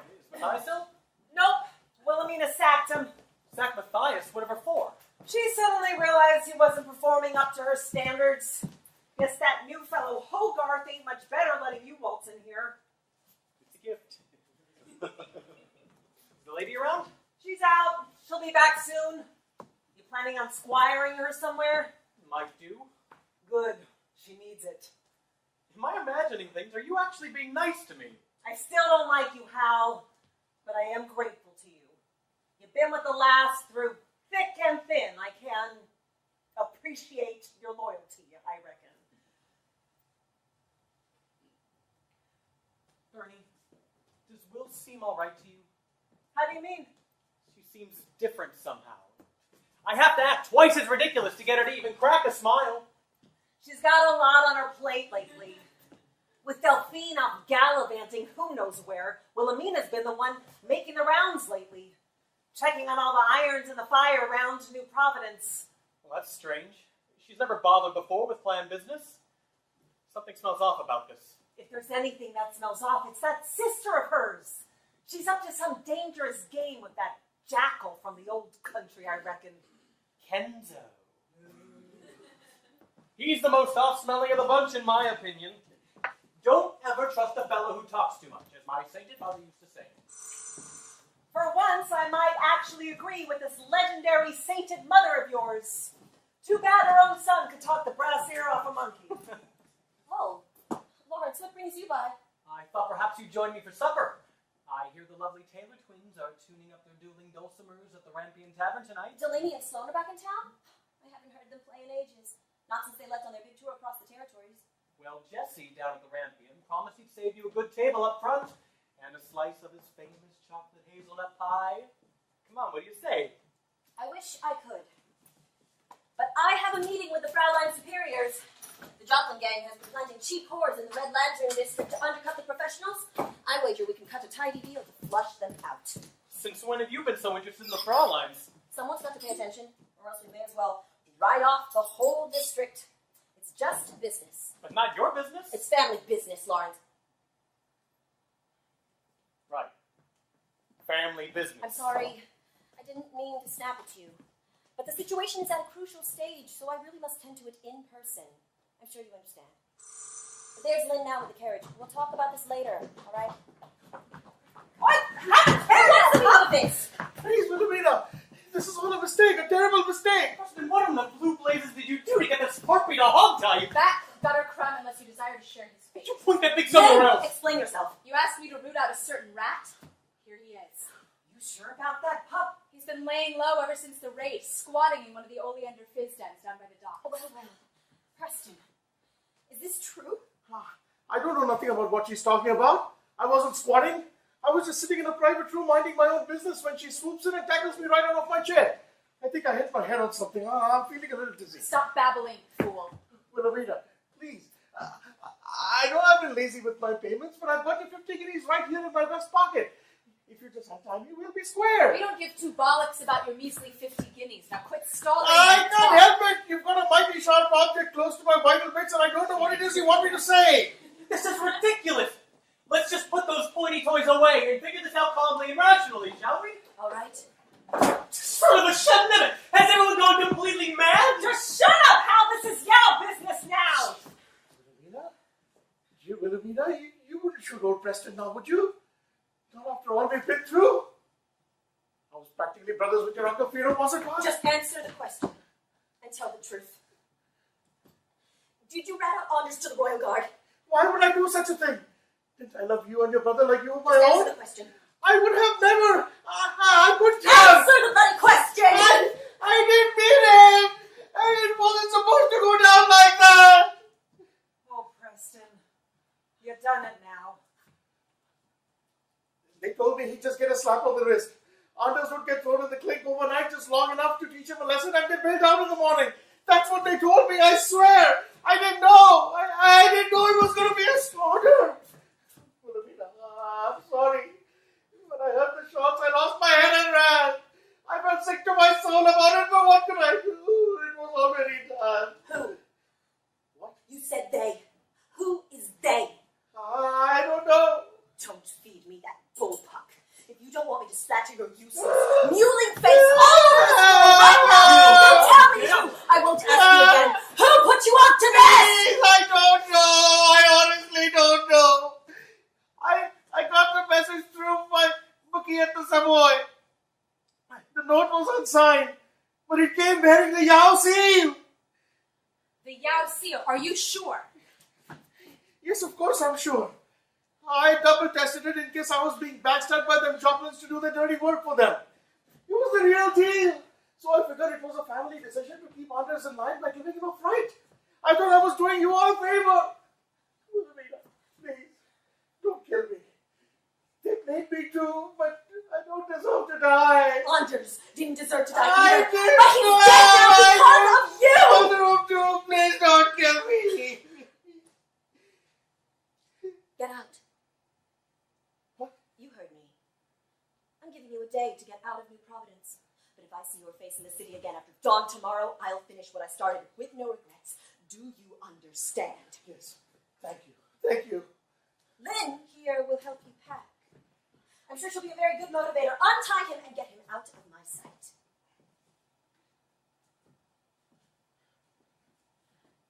Here's my debt. Paid in full. So at least we can part square. We're square. Now, start running. Well, I'll be damned. About what? It's just, you were the spitting image of your grandmother for a moment there. You know, I'm the last person to ever say this, but I think you need to talk to your sister. If it's true that a Yao seal was involved, then it's a higher conspiracy than you can handle alone. I think you're right. Will you telegraph a message up to the house? Yes, of course, right away.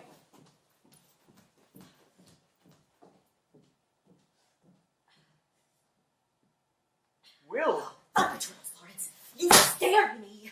you scared me a little too, frankly. I'm sorry. I just lost my temper a bit is all. Oh, it's more than that. Something's changed with you, Will. You're different. I don't know what you're talking about.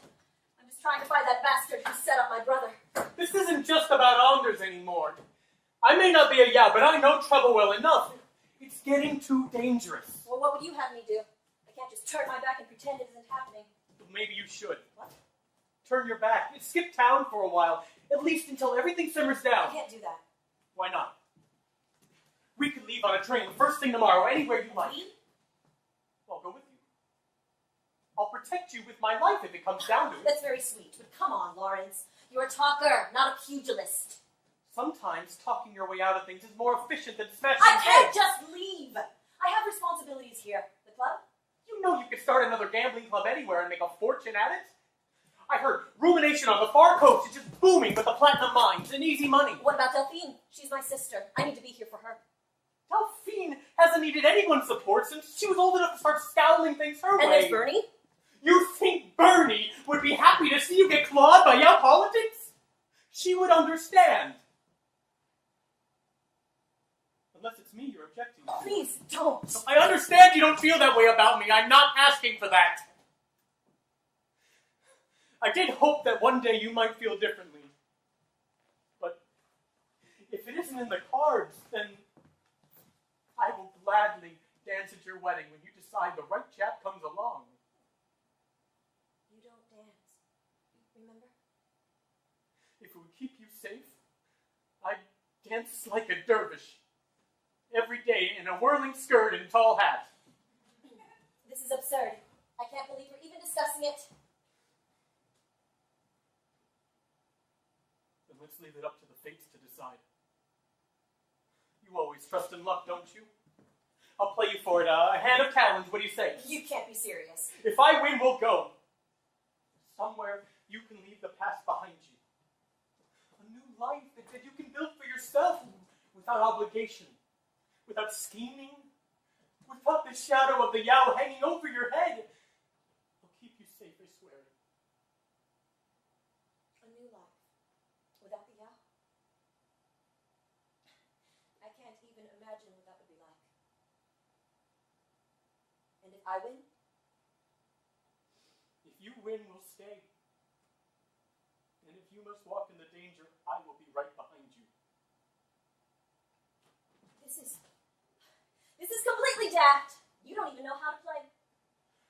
because I choose not to play, it doesn't mean that I don't know how. We're off to a great start, I see.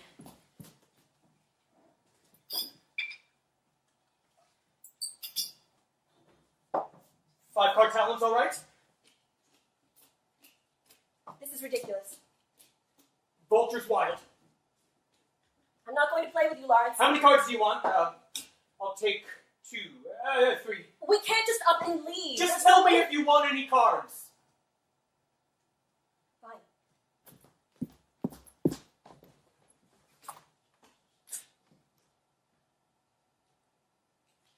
I'll take 1. But this isn't going to change. You want to raise the stakes? Do you? Nope. I'm already all in. What's your hand, Wilhelmina?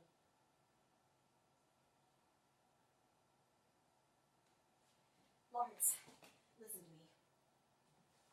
I know your heart is in the right place, but I'm not going to leave. I can't. The Yao blood is a part of me, for better or for worse. But it's not the only thing that You've matters. never had any real family of your own. There's no way you could ever possibly begin to understand. Maybe I don't have any blood ties, but I do have family. The people I choose to care about. You are my family, Will. But when you had that gun up to Preston's head, that wasn't you. That's not the real you. Well, maybe it is now. I don't know. I'll do whatever it takes to see this through. I see.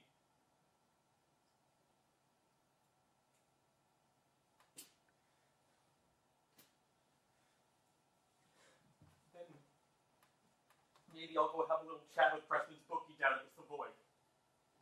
See what I can find out. Thank you. I'm sorry, Lawrence. I wish things could be different. Game's not over yet, Will.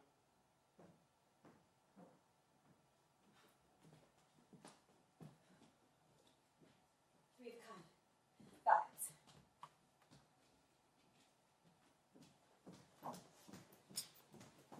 I left word for Delphine at the house. What have you got there, lass? It's a full flight of eagles. That's a lucky hand if I ever saw one. So you won? No, not yet.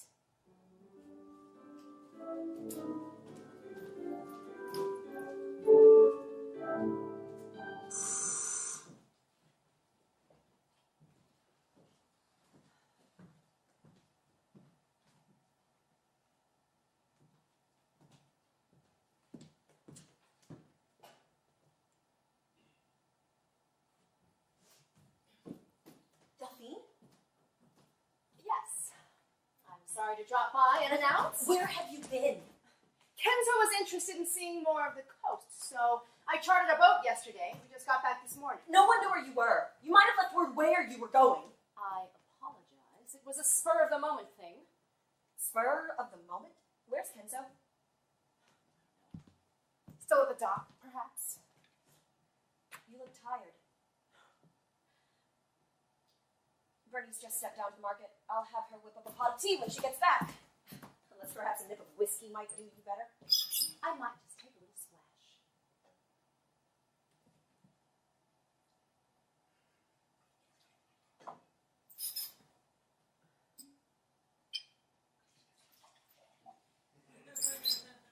There's something I need to tell you. It's about Anders. Anders, still making a nuisance of himself. Someone tipped off the royal guard using the seal of the Yao. And? What do you mean, and? It means that there's a snake in our den. That it wasn't his fault after all. Just because he was betrayed doesn't mean it wasn't his fault. If you're going to be a leader, it's your responsibility to only share information with those you trust completely. You should remember that. So who do you think I should trust? No one. You can't trust anyone. You can trust me, Delphine. I hope you know that. Has something happened?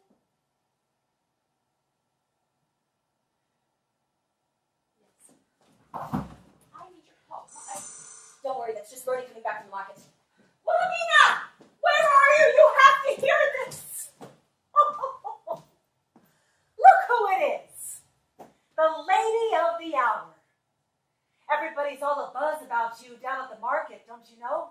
The gossip is spreading like wildfire, and soon you'll be the laughing stock of the whole borough. What are you talking about? What gossip? Ask her. Seems that fellow Kenzo has a taste for sisters. The high and mighty Yark. Undone like a schoolgirl who don't know how to cross her legs. Oh, what a laugh. That's enough, Bernie. Please, leave us. My pleasure. You pathetic creature. I never thought I'd feel sorry for you, but wonders never cease in this world, do they?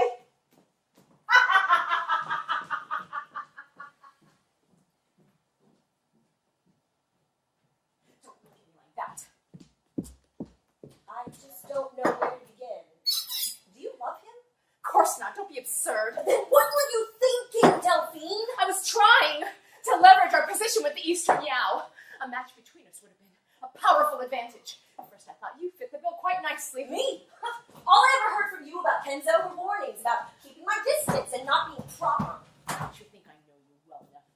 The only way you'd ever agree to it was if I told you explicitly not to. You played me. Oh, I can't believe you. When are you going to grow up? We're always playing each other. That's how it's done. And then Amish had to go and ruin everything. I knew you'd never touch Kenzo with a punt pole after that. So I took it upon myself to finish the deal. With a romantic spur of the moment pleasure cruise. So now, Kenzo will have to marry you. He'll have to wed out of honor. That was the plan. And then this morning I discovered that he conveniently forgot to mention he was already promised. A match set up at a council of elders that can't be broken. I'm all played out, Wilhelmina. Now that word's gotten out that the Yarick has surrendered herself out of wedlock, our reputation will never survive. The council will gut us, and the Joblins will swoop in and pick at the bones. We are finished. I'm finished. It's just gossip. That can't prove Who would anything. believe me after I made such a fool of myself fawning over that bastard? I know very well what everyone thinks of me. They want to see me humiliated. They'll be overcome with glee to see me fall on my face. Admit it. There's a part of you that's enjoying this immensely. No, I'm not. Right. You think I don't know how you always sneered behind my back? How you and your friends always laughed at me? You and Andres always running off to hide with your games and your secrets, while I was left behind to try to clean up the messes? I gave up my life for this family, and you all just laughed. We didn't. We were just children, all right? It didn't mean anything. You are right. It didn't mean anything. Oh, I see that now. It was all for nothing. Excuse me, Miss Wilhelmina. The clan heads are asking to call an emergency meeting about Delphine. They've been looking for you. I see. Lynn, I need to speak to you outside. I'll only be a moment, all right? We'll think of something, Delphine, I promise.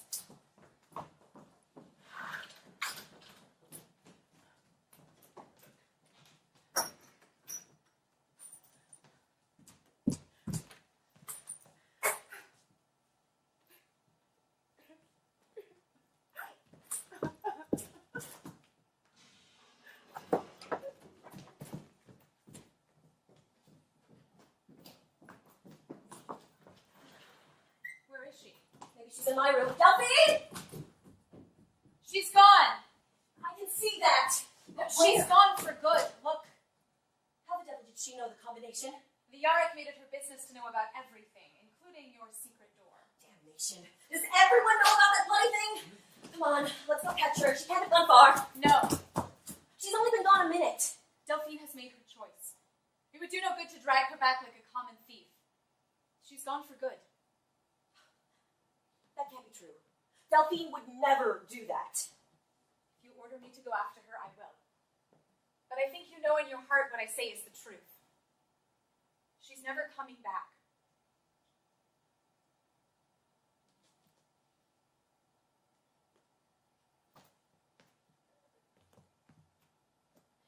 How can you be so bloody calm about it? Wasn't she your friend? I would have stood by her side against the whole world if she had only said the word. But she has rejected that. She left me without so much as a farewell. Lynn, I remain loyal to the Yao clan and to the Yarrick. I remain loyal to you. Me? I can't be the Yarrick. There is no one else more suitable. But I can't do this. I can't! Miss Wilhelmina, you are more capable than you think. Bollocks! Who is that now? Oh, sorry to disturb you. Is Delphine here? I checked up at the house, but she wasn't there.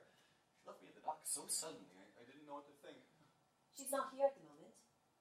Lynn, please give us the room. As you wish.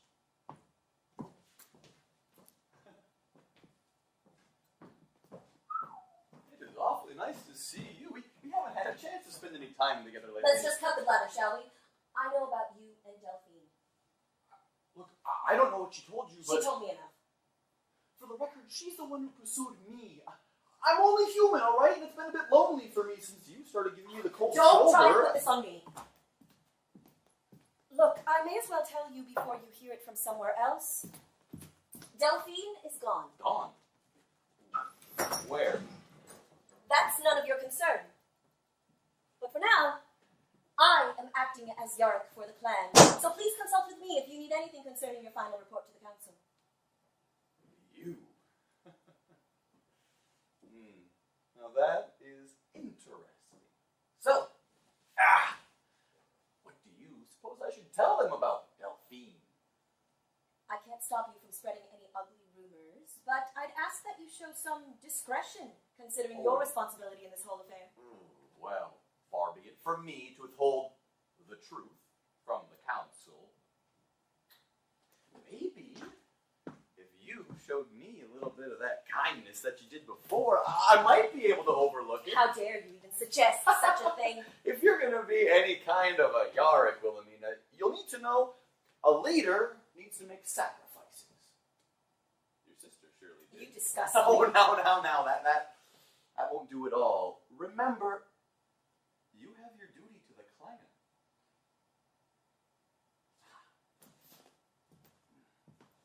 My duty to the clan is to make sure we stand up for ourselves against tweed heads like you. Now, get out of my club. He insisted on speaking with you, Yarrick. I've got some news! Well. Kenzo Yao. Fancy running into you here. You don't look so good, old bean. Swell. Now the gutter crew has to get his shot in. Mr. Yao was just leaving. You may want to hear this before you let him waltz out of here. The bookie at the Savoy told me that Preston's deal was paid with old country coin. So I put two and two together and telegraphed one of my contacts overseas. Turns out there's no birth record for any Kenzo as a member of the Eastern Yao. How is that possible? They sent word he was coming. He has the Yao seal and the letters from the council. The customs officer happens to be a buddy of mine. He said it was the damnedest thing. Apparently that Eastern trade ship ended up with one too many passengers. And when I chatted up some of the deckhands, they told me a Joplin smuggling ship pulled up before they reached harbor and dropped off an extra passenger. And enough gold to shut everyone up about it. Perhaps this fellow here can enlighten us on what happened next. Joplin scum! No!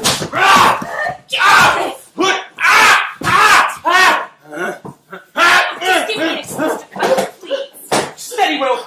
I didn't tell you all that, so you'd make a mess in here. So, you're a mole for the Joplin gang? Took you bloody long enough to figure it out. All it took was one mention of the Eastern Yao to send you all scurrying like mice. And I suppose you somehow managed to infiltrate the Council of Elders to set up your counterfeit identity? That's quite a lot of effort for this little charade. No, that's the best part of it all. Oh, they handed it over quite freely with a nice pat on the head. What are you saying? I'm saying your glorious Council of Elders sold you out. They've had enough of your family's incompetence, and they turned the city over to us. Well, provided we made it look like your Yarrick was weak and lost control of the territory by her own misjudgment. They still care about appearances, you see. You Yaos are notoriously obsessed with how things look. No, that's not possible. Your family was a disgrace. So they decided to cut you off. What's so hard to understand about that? Once they knew they'd be getting a right good percentage from the Joplin gang, they handed us the keys and never looked back. So Anders and Delphine. Oh, it was so ridiculously easy. That numbskull Anders somehow managed to avoid being cut down at the raid, so I finished the job myself. But I certainly was touched that you would have put a bullet in him for my sake. Shut up. And then Delphine practically threw herself at me, so I obliged her. I certainly hope she learns the art of subtlety wherever she's gone, because it really was quite embarrassing. I told you to shut up. And now you're what's left as the Yorick, a girl with no more brains and spirit than a petulant child. It's pathetic. Shut up, you You won't kill me. The new Yorick here doesn't have the stomach for it. Right. Killing isn't quite my style. But we do have a rule here at the club. No one steals from me and gets away with it. Get him up. You've stolen 2 things from me. My brother and my sister. Normally, we arrange for an exchange of similar goods and call it square, but perhaps we should just do things old-fashioned way. You best cover your eyes, Lawrence. Give me his hand. One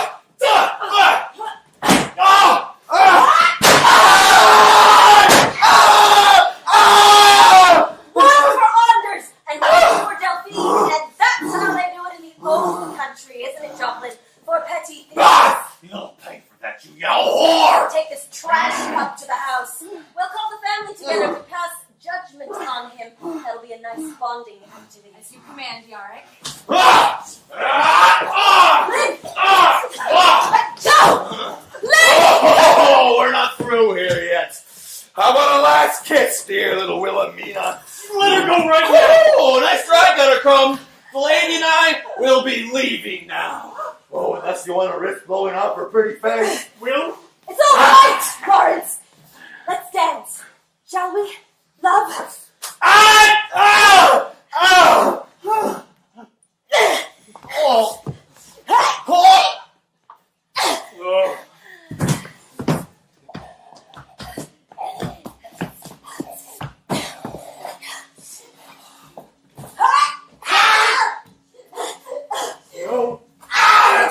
Stop! That's enough! Will!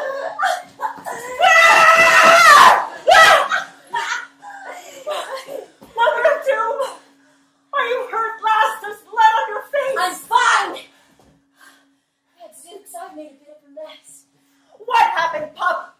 Why weren't you protecting the lass like you ought? My apologies, Yarick. I have been shamed. It won't happen again. We'll just agree to put this little incident behind us. Yarick! Where's Delphine? She's gone, Bernie. She has renounced the clan, and turns out that bastard Kenzo was Joplin's swine all along, and now he's managed to bugger up my plans by getting himself dead. Then, we'll grab a couple of the fellows to dump what's left of him outside Sume Joplin's manor on the front step, if you please. In broad daylight. They might not take too kindly to that. I don't want them to take it kindly. I want them to know we mean business. As you wish, Yarick. Maybe we'll wrap his head in a nice bow first and post it out to the Council of Elders to chew on, along with our declaration of war. War with the Eastern Yao, eh? From this moment on, the new Providence Yao clan stands on our own. And if those Eastern bastards want to take the city away from us, they best try to do so to our face. We'll be ready for them. But I'll need you, Bernie. You can always rely on me, lass. Call up our people then.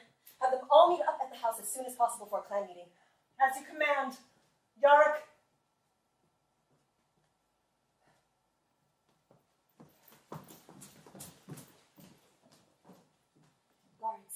should have just shot him. Then you wouldn't have had But you're to. not a killer, Lawrence. And you shouldn't have to become one. I can't bear to be responsible for that. Please, you need to leave now. No. I promised I would stay and protect you. And this is the only way that I can protect you. I'm going to have to do some terrible things. I'll tear them all limb from limb with my bare hands if that's what it takes. But I don't know if I can do that if you're here. Even now, you're looking at me like I'm a stranger. And it's killing me. You're frightened. You're frightened of me. No, I'm not. I could never. You've always been a terrible liar. Will. I'm asking you to leave. Please. If you ever loved me at all, you'll just go.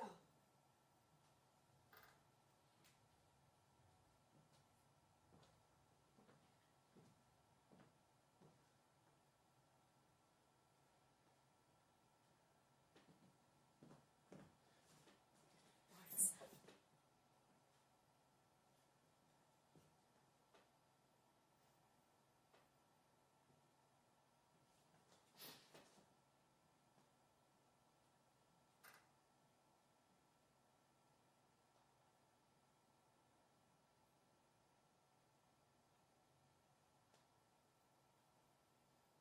You and I both know that I won that last hand, Wilhelmina. If you ever want to collect, you know where to find me. Goodbye, Lawrence.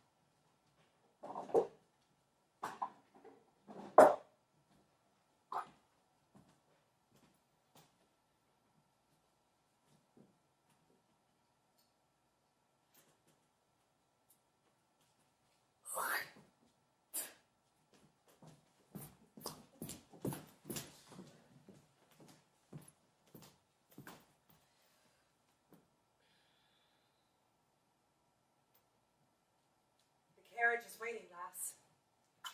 I'm ready. Let's go.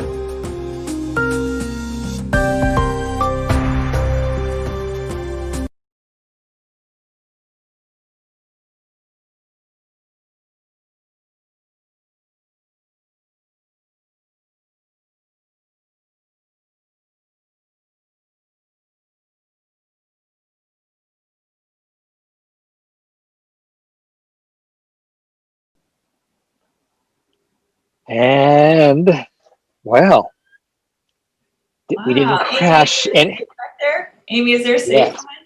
behind there? There you keep your secret stuff? You're Yeah. muted. You gotta turn the sound on. That's a secret passage in my house Secret now. passage. Yeah. Well, we didn't crash anything, but there was an awful lot of blood in this one. So Yeah. A lot of stabby. Stabby. Oh man, that's dark, Maggie. Holy moly. That was a lot like more killy than I remember. oh yeah. People were intense. There was a lot of yelling and crying and stuff. Yeah, there was a lot of yelling. Yeah, it's in the theater, so it makes more sense. And it was so dark. Yeah, stick thumping. A lot of stick thumping. So moody. Oh my God. That Jen Razumna, man. That was good to see her on stage. Jen Razumna. The curtain speech, Maggie. That was kick-ass. I loved it. Good. So great. Yeah, holy moly. I know, quite a different experience from last show. People were watching the last show. Yeah. Yeah, we were talking last. Yeah, so we were saying that the name was a throwaway. It's a sort of a boogeyman, and in the other two plays, particularly in Tumbleweed, and then you decided and said, well, you wanted to make a story about her. So what made her so interesting? Yeah, and she's like an heroine. Yeah, it's just totally different than the other ones as well, because the other protagonists were like, they're easy to root for. And this one, you're like rooting for her to be like bad. You're like, yeah, she could run away and or she could stay and be a badass. That's okay too. So yeah, I remember a friend of mine came to see the show and he was like, Maggie, if you were gonna have her run away with that guy, I was gonna be so mad. And she. So was your friend happy when she stabbed him in the throat and blood spurted everywhere? No, with Lawrence, that if she was gonna run away. Oh. Yeah. So if she was gonna run away with Lawrence and live a happy life, then he was gonna be so mad. Oh, Lawrence. Thanks, Juan. Run away. Thanks a lot, Juan. Yeah. Sweet Lawrence. Yeah. It's interesting that he was in this and Clock Professor, and it's like, who knew he had such a tragic backstory? With a broken heart. Always the funny guy who has the sad love story, right? Yeah. Oh my gosh, I had such a crush on Ben Burris during the show. I don't mind telling everybody. You're live, right? I know, it's okay. He just does the little hat thing, and I'm just like, yeah. It was a very fabulous cast. Yeah. Very distracting for a producer. So. Okay, well then. So we were on with Augustia Coley last night in the green room, and I was talking about Tim Gagne about how when he came to do Bloodwater Paint, I was like, guess what, Tim? I'm going to murder you again on stage. So that's our shtick. I only cast Tim in roles when I'm going to murder him horrifically. Throat slice, beheading, He's your man. Producers, you need a white guy to murder? Yeah. Tim Gagne. Very good at it. It's true. And Sean Schroeder, oh my gosh, I haven't seen him for so long. It was so great. And the costumes, damn, so great. Kenna, such a badass. Everybody so good. And Mariko, oh my God. Everybody, so great. What a great show. Yeah, you must have had fun trying to get all these twisty little characters together with such a great cast. They're just very dark, but very passionate people. So yeah, I mean, with all Maggie's plays, they're so complicated, and there's talking. Why? Why? There's so much talking. There's so many words, but and there's a style, and it's so. What's tricky about working on the show is finding people who can keep it real and work within the style. And it's just a special sauce that people have or don't have that they can sort of handle the Maggie Lee New Providence world. And it was fun to watch them do that. Was that Dan Rector in the front row? Maybe. Maybe it could have been. It was funny. It didn't seem like there was anybody there. I was like, was it a preview? I was hoping it was the night that, remember the one night where Tim got cut and like blood spurted all the way up to the grid? Well, that was the first night. I think that was the first night we did too much blood. And then we were like, maybe not that much blood. Oh my gosh. And Miley, that was Miley's first show. Oh yeah. Yes. Backstage when she popped out, I forgot. Oh man, she was awesome. She rocked those. Remember how she had this huge blood world backstage, and she was making all the blood happening everywhere. There Miley was happening. She was great. My favorite thing was going backstage before the show started and seeing the guys ironing their shirts. I don't know why. I was just like, "Aw, so tiny." Yeah, that was great. Well, it seemed like a shame to to go out there in such great costumes and not have them as sharp looking as possible. I mean, both for everybody in the cast, like you didn't want to go out there looking sloppy in those. Oh, that cast all knew how good they looked. They looked good. They knew it. Kids and beautiful cast, beautiful humans. Yeah. So do you have any questions on the chat? Is anybody watching? Anybody there? There's one question from Rachel Jackson. What's the timeline of the trilogy? Narrative. That's speaking. Yeah. So narratively, this one comes. I mean, time-wise, this comes first. Before, and then it goes this Clockwork Professor, and then Tumbleweed. Okay. They talk about Pemberton and Matilda in this play just a little bit about how Matilda's like run away from home, which is the big storyline in Clockwork. So so it's sort of backwards. It's like Star Wars. 2, 3, 1. Well, yeah, if George Lucas can do that, well, why not you? So let me see. Philip's saying, what made Maggie want to put Lawrence in here? Oh, Lawrence is my favorite character. I don't like telling everybody. He's my favorite character. Lawrence is Maggie, FYI. No, that's not true. I'm not as cool as him. Okay. He's like the Han Solo. He's like the rogue guy who's kind of shady, but he's a good dude, and he's kind of helpful, but also funny, and I don't know. He's a great guy. So he's my favorite character. I put him in all my plays. There's always like a Lawrence character in my plays. He's a little dopey but fun and like good-hearted, and you can trust him. But can you? I don't know. Yeah.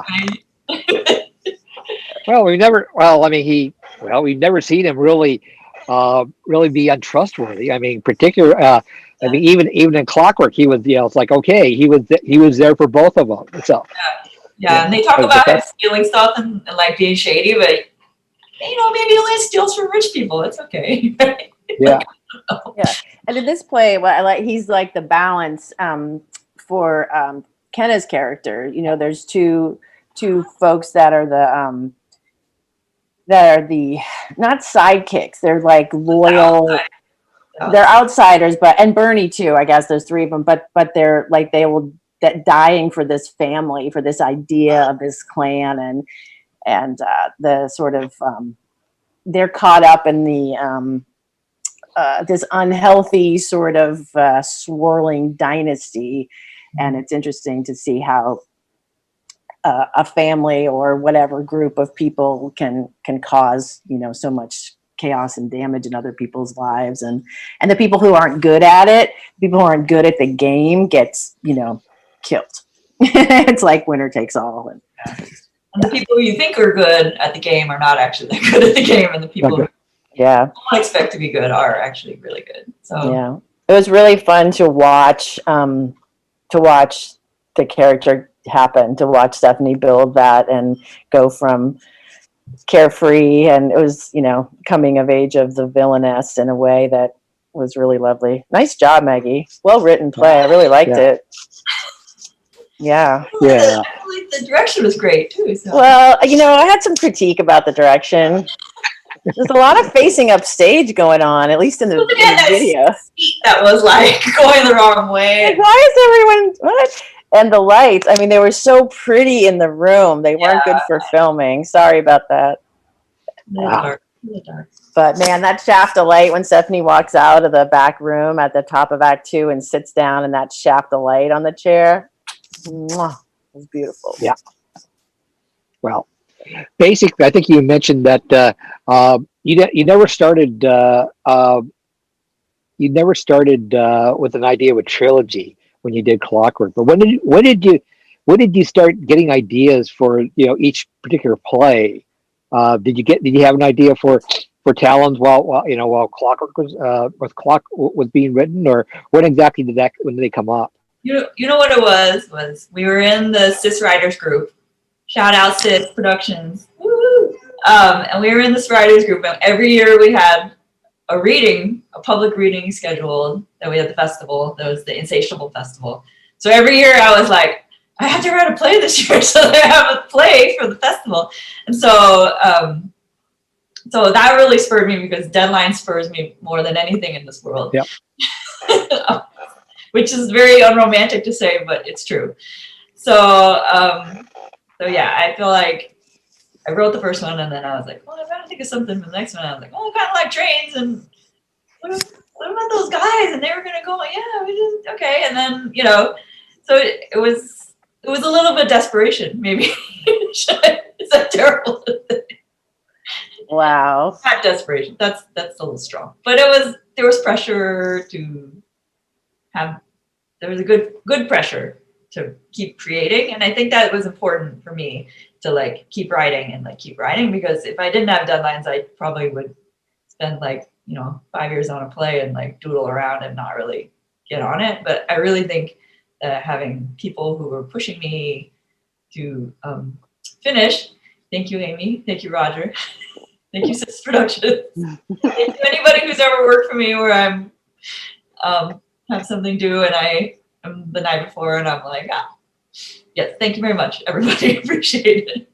Well, theater's a team sport, right? Yeah. And we don't, producers and directors, we need plays, so it behooves us to push you. I feel like Maggie's plays are gold, and they're encased in coal, and you have to push on them really hard with her to make them turn into gold. Is it like a diamond, like a pressure thing? Pressure, yeah, exactly.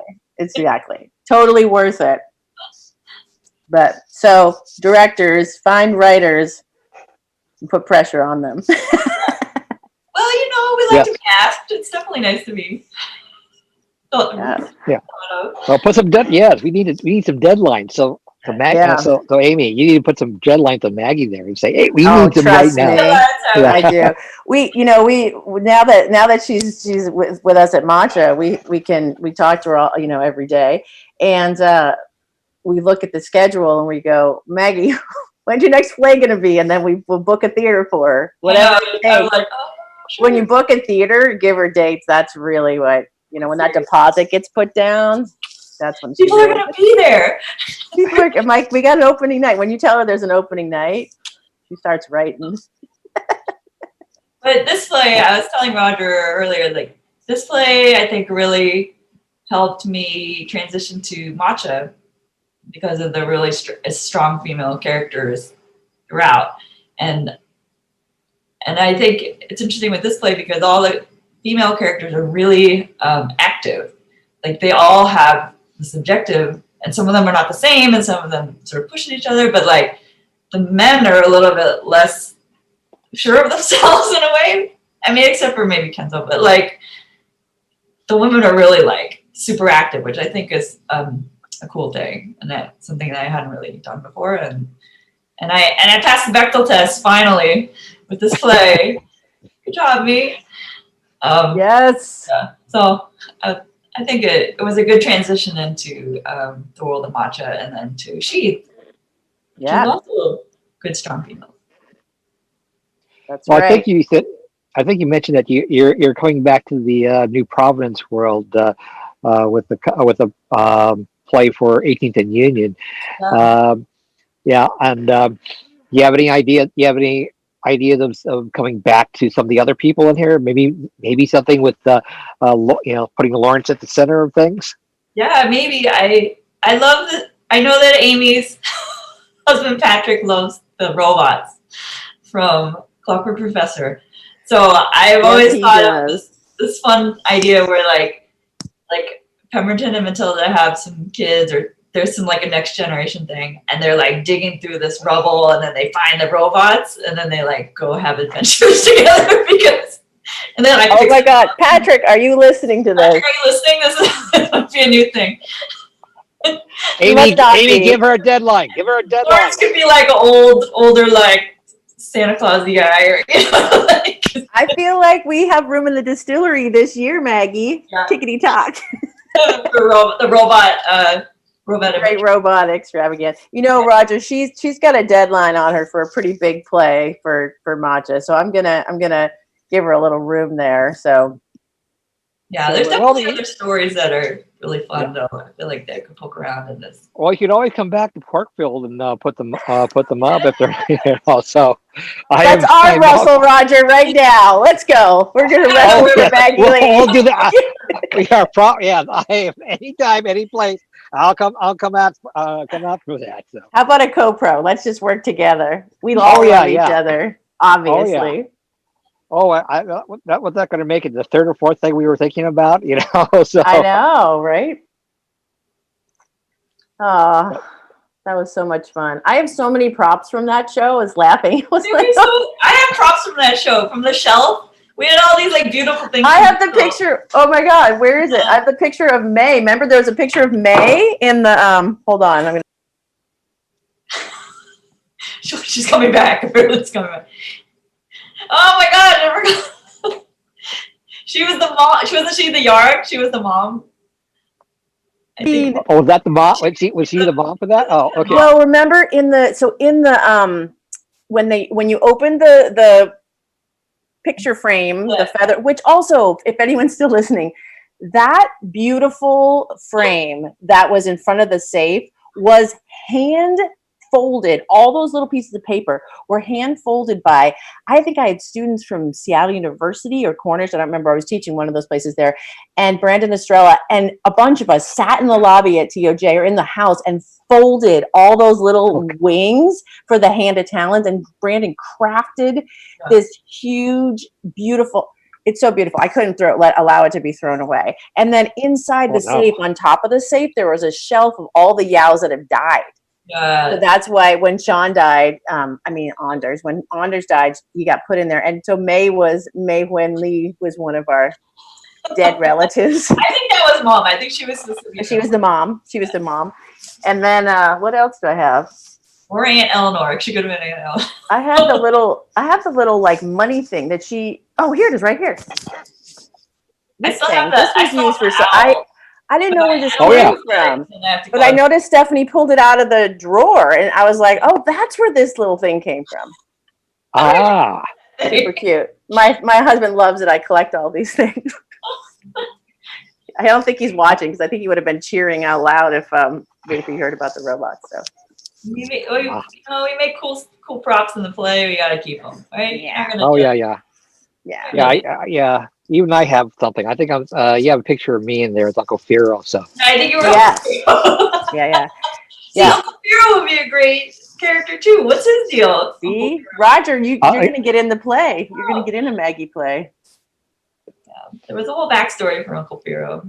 Oh yeah. Okay. Well, let's see it. We need. It was like there was a thing that your whole secrets thing where people had secrets. Tell the actors that they have a secret. And they oh yeah. Oh, Patrick saw Kenna's secret. Oh. When she lets go of Stephanie's arm and that reveals that she's in love with her. That was her secret. And Patrick That's her secret. I didn't know that was her secret. Yeah. Oh. I thought they didn't like each other. Secrets. Sorry, Ken. I told that secret. It's been years though. We have to let go of our secrets at some point. Yeah, I love that. It's so fun. I always always tell people, actors, not always, but especially in shows like this, that they have to have a secret, and they don't have to tell me, but I try to figure it out. And Well, that's a good secret. Yeah, I like that one. yeah, it just gives a little, I mean, there's so much depth when you have a secret.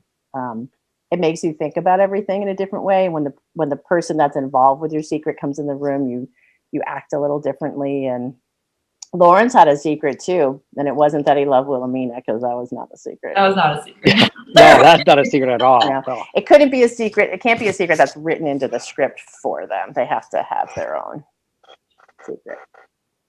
Yeah, that was so fun. Yeah, that was a lot of words, though. I gotta say. Sorry, actors. So many words.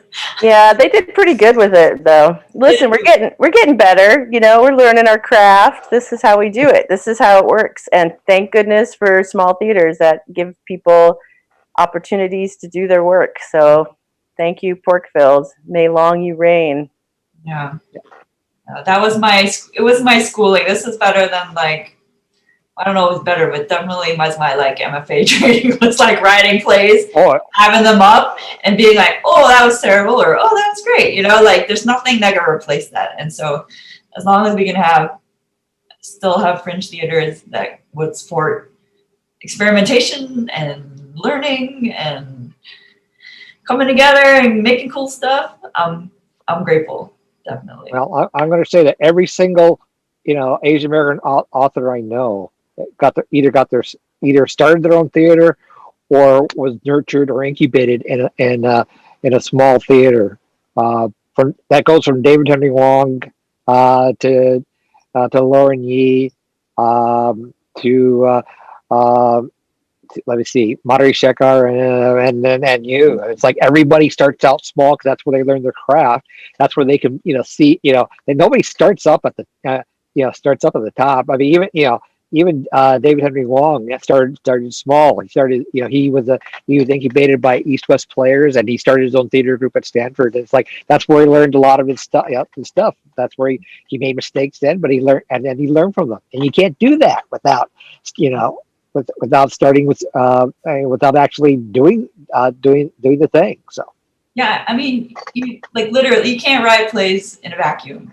You have to see it in a theater with people who are just there to watch. You have to just know what that is, and it's I don't know how I don't know how I would have done it otherwise if I wasn't given opportunity to fail and learn and to triumph also. It's great. I really am grateful. Yeah, absolutely. And it's cheaper. Need the audience. It's cheaper than an MFA, really. Yeah, I mean, that was sort of my thing. I don't know. I think a couple years of my life, I think I sweated out a couple of years of my life. Okay, well, it's fine. It's cheaper, but it's harder on the production team. So you have to work. You spread it out among more people. So yeah, there you go. Well, I think I know I'm grateful. I'm grateful for my job I have now. I'm grateful for Matcha. I'm grateful for Porkfilled and all the other amazing theaters in Seattle. And again, as I always say on these things, love to you all and take care. And we're all here for each other.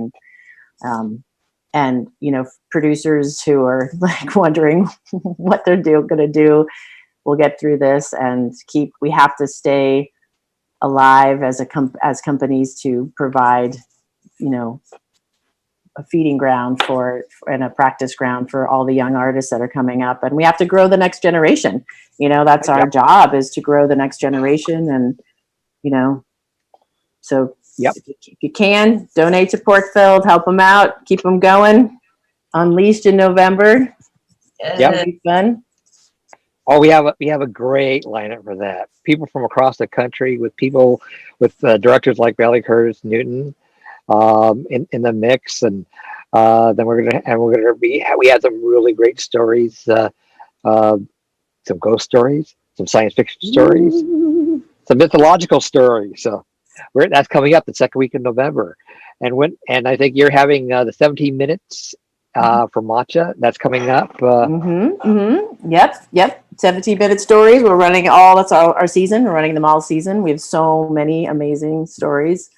We're working with. We're creating new plays over Zoom with writers, with solo writer performers. It's really exciting, and it's like I look forward to my Zoom meetings every day now, which I didn't love before, but now I'm really learning to enjoy them. So, yeah, I think Anna Lee is directing a play in Unleashed too. Yeah. Yep, she is. She is directing a Awesome. play called "I Thought I Was Safe." Ooh, So. that's great. That's super duper. All right. I have a show coming up with Radio Theater over at 18th and Union. It's going to be starting up in October. There's, I think, 6 one acts, and so there'll be 2 a night. And it's called the Pandemic Plays, and so it's all inspired, all new work inspired by whatever that means to you. So for me, it meant going back to New Providence, actually, and following the story of the doctor who clones his wife. Jayaprakash. Yeah, Jayaprakash. So I look forward to that, and that's in the rehearsal right now. That's exciting to have a show. Yeah, and those are live streamed, right? It's live streamed. Yeah. So they're going to be recording them at 18th and Union, hopefully, unless complete lockdown happens, which No, it won't. And who's producing those? Radio Theater. And very cool. Yeah. And then shout out Angry Asian Man, everybody. Stay angry. Angry Asian Man. Yeah. I get all my cool t-shirts from him. It's true. Yeah. Oh, always cool shirts from Angry Asian Man. So. I feel like we're like late night at a telethon. I know. All right, we'll stop talking. We'll stop talking. We got people on the phones. Call up now. Okay, I think that's about it from the audience. So I think there's nobody watching anymore. Wow, yeah, it's just us. Yeah, it's just us. But anyway, I think that'll be it for tonight. This completes the trilogy of New Providence plays. It'll be these live casts will be live streams will be up on the Porkfilled Facebook page for the next month or so, and after that they'll be taken down. So catch them while you can. And when we're done with that, we're gonna have new stuff for people to see from both us and from Matcha. Yay! So, new stuff. New stuff! Yay! So, thank you for Porkfilled and from Amy and Maggie. Thank you. Thank you for coming along with us, and have a great night. Night. Night. Night.